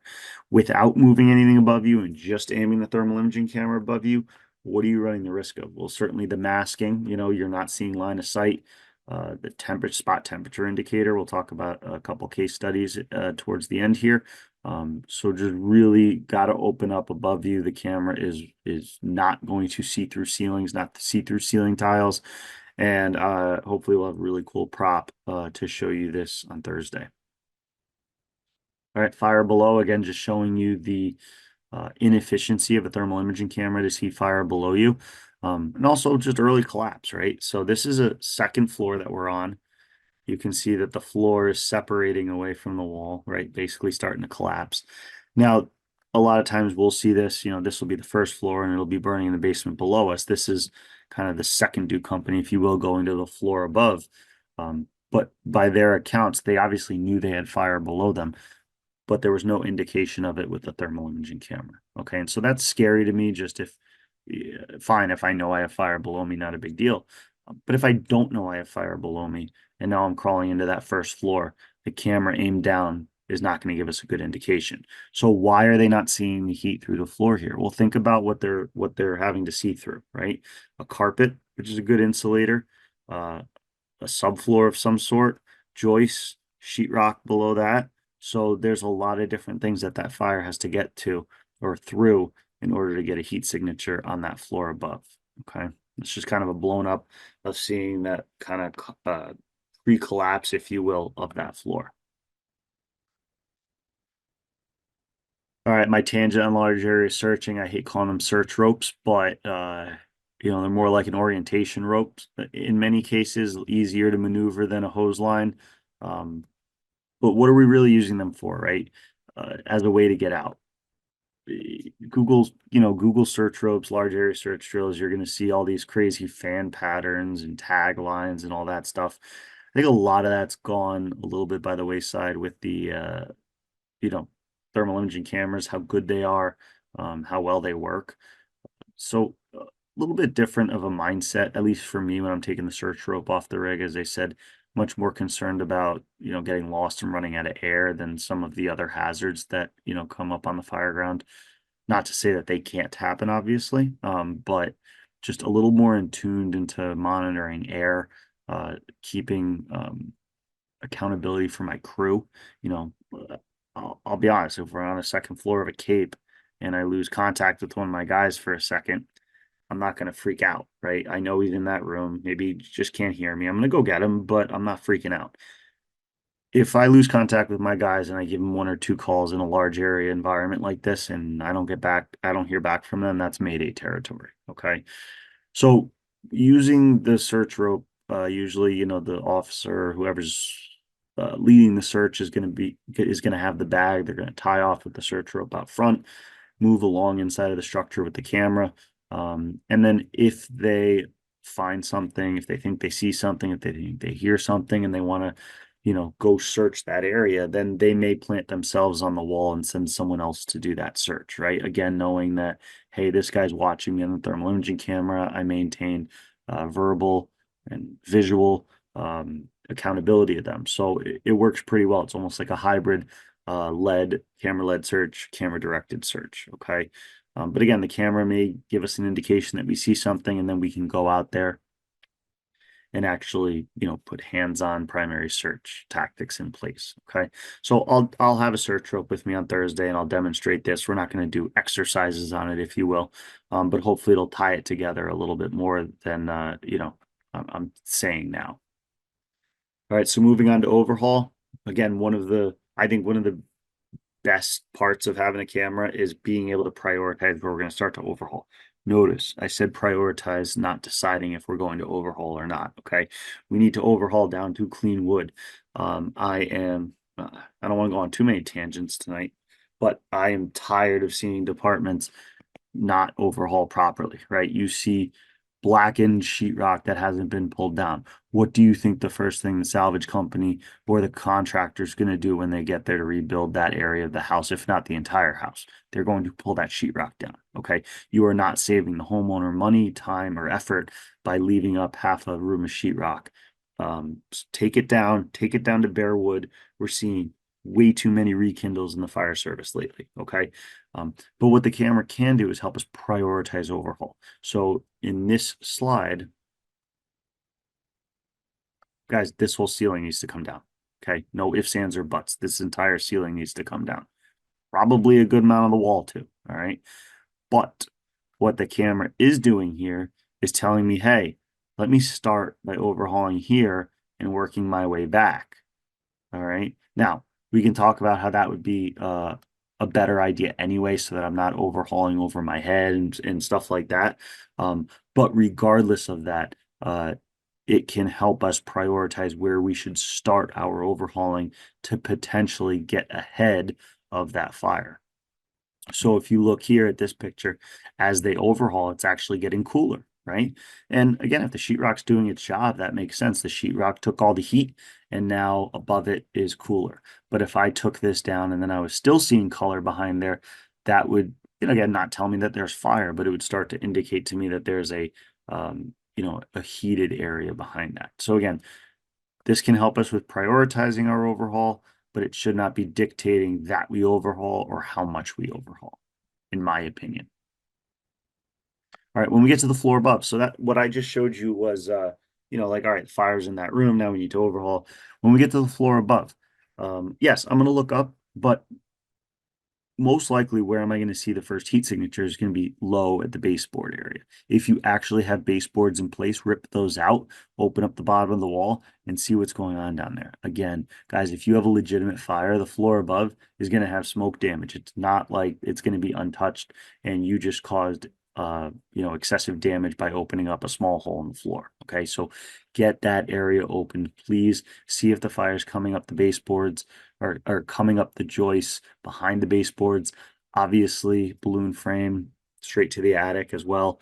But again, we're not going to see through the walls. We need to open up the walls to see if there is fire behind there. Maybe if there's enough fire behind there, we may get a heat signature on the sheetrock of the walls.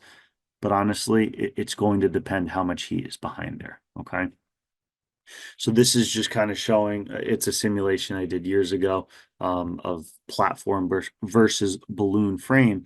But again, if I got up to this floor above, open up those lower areas, that's where I'm most likely going to see some of, if the fire is starting to come up there, that's where I'm going to start my, investigation for extension to the floor above. And again, we can use this prop that I showed you before that we're going to use on Thursday to demonstrate this, and very easy to do inside of our, maybe not inside the firehouse, but at the firehouse. All right, real quick on hazmat. So one of the big things we talk about in hazmat is change of temperatures, right? So inherently, if we have something that's changing temperatures, we may be able to use the thermal imaging camera to help us. This is a very quick section. Bottom line is, bring the camera with you, and take a look through it and see if it helps you. Sometimes it is, sometimes it's not. Sometimes it may help you determine actual levels remaining. Sometimes it may not. I'll show you examples of both of that. Okay. I know anytime we were doing overpacks, so like this is kind of an example of an overpack. And if you guys know me, and many of you do, yes, this is the drum as well. I kept it. I knew I would get some use out of it. So again, looking at it from the naked eye, you're not going to be able to see anything. Looking at it from the thermal imaging side, as we start to fill it, you can see what that liquid level is. Okay, so when we used did overpacks, and pumping out saddle tanks, obviously we may need multiple of these drums. So how do we know when we're full? Using the thermal imager was a great way to do that. So usually if we're doing liquid, you may be able to use it to actually determine how much of that is left. Okay. All right, larger tanks with a small leak may not show any temperature contrast. So this is a propane tank that's being used. But again, because it may be insulated, it's larger, it doesn't have a large leak, it's not showing us anything in terms of level or being used. However, this is an example with smaller propane tanks, 20 pounders, whatever.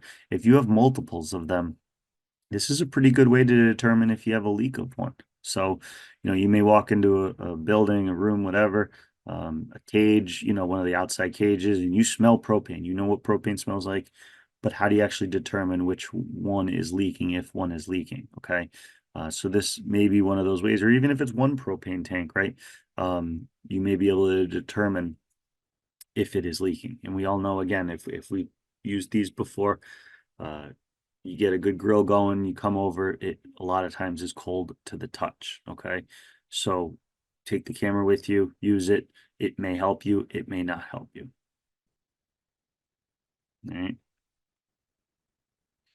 So when we talk about missing persons, take it with you. Again, level of success of using the camera for a missing person is going to be determined based on many factors: the distance of the victim, objects in the way. Again, someone that is behind a tree, someone that's covered by leaves, or branches, their heat signature may not get through, right? Same thing, body temperature, the victim versus ambient temperature. If it's 100 degrees outside, you may not see a victim very well. Whereas if it is a cold winter night, there's a victim, in plain sight in the woods, you may be able to see them. Okay.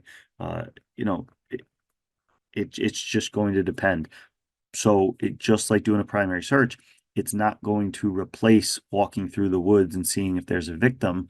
But if the victim is visible with the thermal imager, you may have just saved yourself 5, 10, 15 or more minutes, and you're able to go directly to the victim. Okay.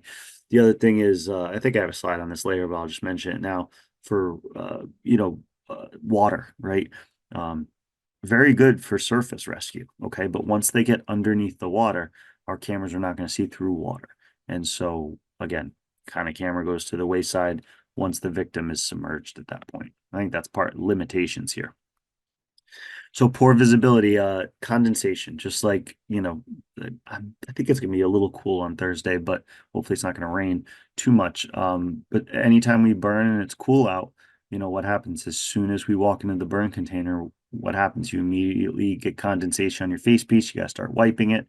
That if that's happening on your face piece, it's probably happening on the thermal imager as well. Okay. Creosote, smoke particles build up. So we get back to the firehouse, our face piece, you know, has the carbon buildup, creosote on there, whatever. So we wash it.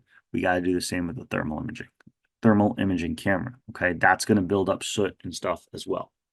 And then the visibility side, we need visibility to go from the face piece to the camera. So I mentioned that before, but if we can't see the screen of the camera, that's not going to help us at all. So wipe the three: the screen, germanium lens, and face piece. If you're wiping one, you need to be wiping the other two, right? So if your face piece is getting condensation on it, so is probably the germanium lens, which is pictured here, and the screen. Now, what's pictured here is not condensation, it's that carbon buildup from, you know, burning a lot, right? So you get back to the firehouse, you're cleaning your face piece, you're washing your gear, thermal imager has to be part of that, particularly to make sure that the lens and the screen are cleaned. So this is a really good video showing the, you know, what happens after we wipe. I think I have two videos on this, but you're going to see how kind of blurry it is. This is condensation. It gets wiped. It's much clearer. I think they put water. Yeah. And then they put water on it. We build up more condensation and then they wipe the camera again. So it's not a one time and you're done type thing. You may need to be wiping the camera, your face piece, etc., multiple times in a fire. Now we talk about, and we'll talk about it on Thursday as well. We want to be mindful of what we're wiping, right? So if it's super hot environment, maybe we don't want to wipe our face piece because we know that our face piece is going to be our lowest level of protection. What can happen to our face piece as it really starts to heat up? Plastic may get a little soft, and so wiping it could potentially fail it. But if we're talking about a regular environment and condensation being our biggest issue, make sure that we're wiping our face piece. Okay. It makes a big difference. All right, one more video on that. So you'll see as they put water on there, the condensation builds up tremendously. And it happens quick, right? Wiped it, or condensation, wiped, now more condensation. I believe one more wipe, and then you'll see how much clearer it is. Wipe and super clear. Okay. So make sure we're wiping. Field of view, thermal imager is going to really narrow our field of view. It's about 50 degrees. Our face piece is about 84 to 90 degrees. So we are really shrinking down our visibility, coupling the camera with the face piece. So just be very mindful. That's why we really show you, you're not walking into a room and just looking at the camera. You really need to be overly aggressive with moving the camera left, right, up, wherever we need to go, because just coming into the room and looking through the camera is going to give you a very, very narrow field of view. We've mentioned this before. It's not going to see through glass, windows, stainless steel, those types of things are all going to show up as reflections. We'll demonstrate this. I mentioned stainless steel. And same thing with the, you know, you still see the COVID plastic everywhere. It's maybe not as bad as the one on the right, but a lot of convenience stores still have the one on the left.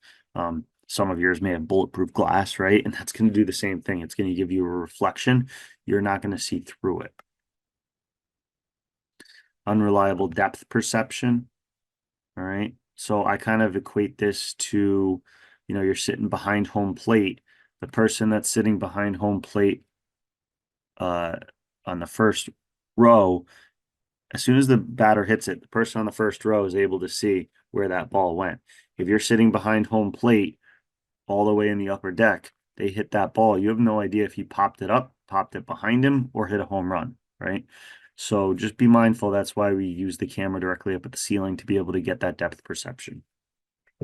The other example with depth perception is how hard stairs are to identify, right? So you'll probably identify that there are stairs, but I bet if I showed you half of you guys stairs that go up and stairs that go down, you guys wouldn't be able to, or if I showed you a set of stairs, half of you would say it goes up, half say it goes down. It's very difficult to determine which way the stairs are moving. So again, put the camera down, feel in front of you and figure it out that way. Featureless images, Again, some reasons we may run into this: a low temperature environment where everything's the same, could be a high temperature environment where everything's the same, similar materials.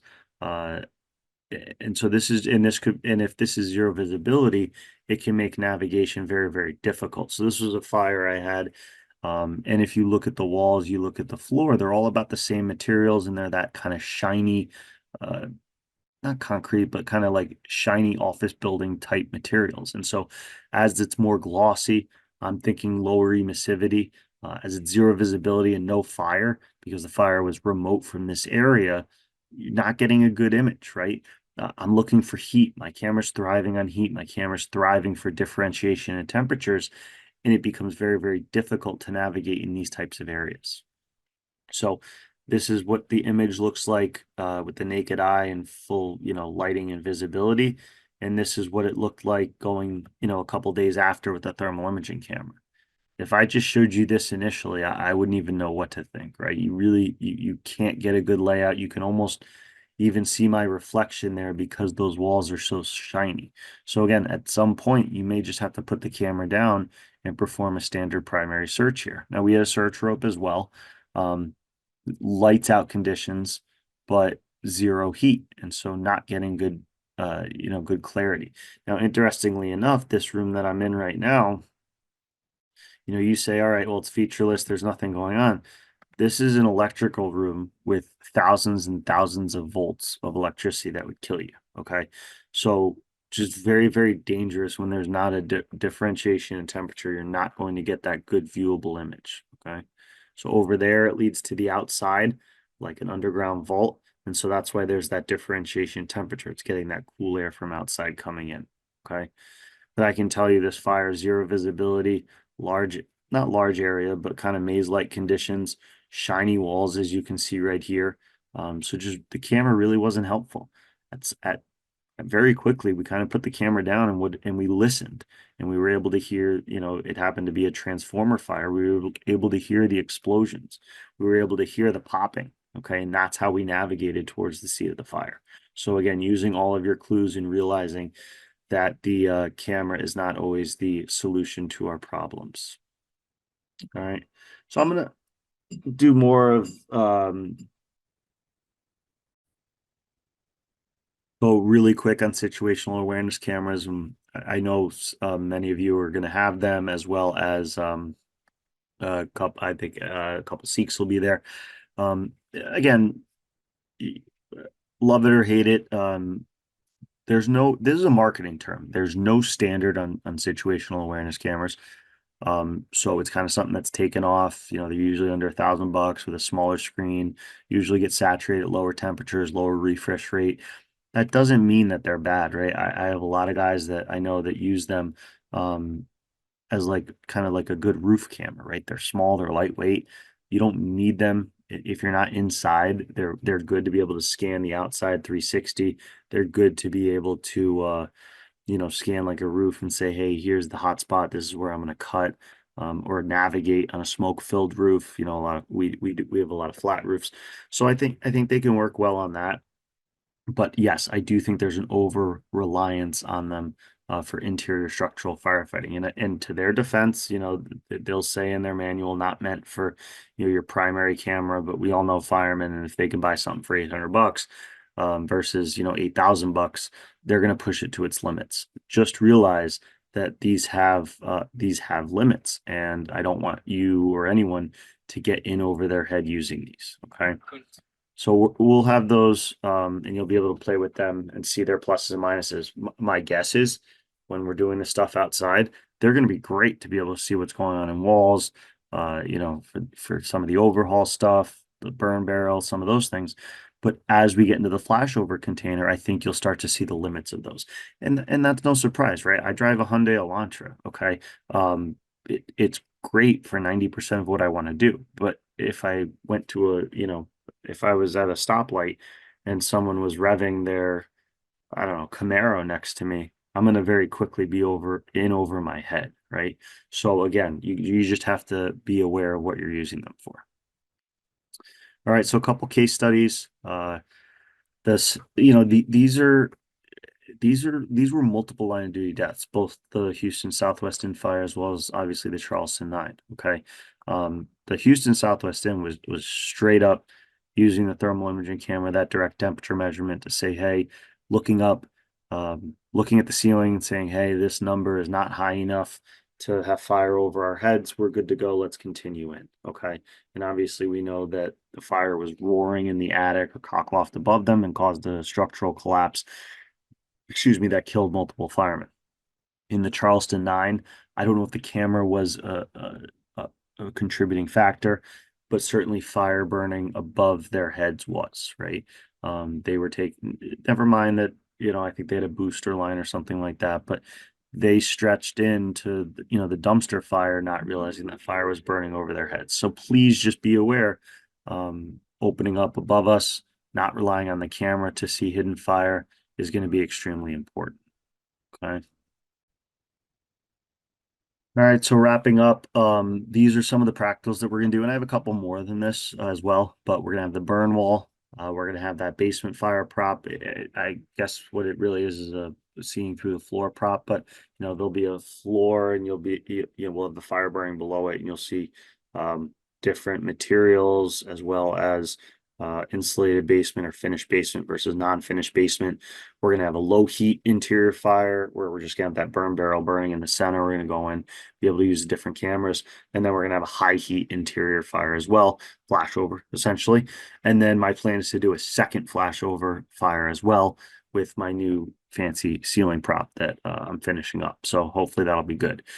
So that's pretty much it for the PowerPoint program. I'm sure you have questions. I hope you have questions.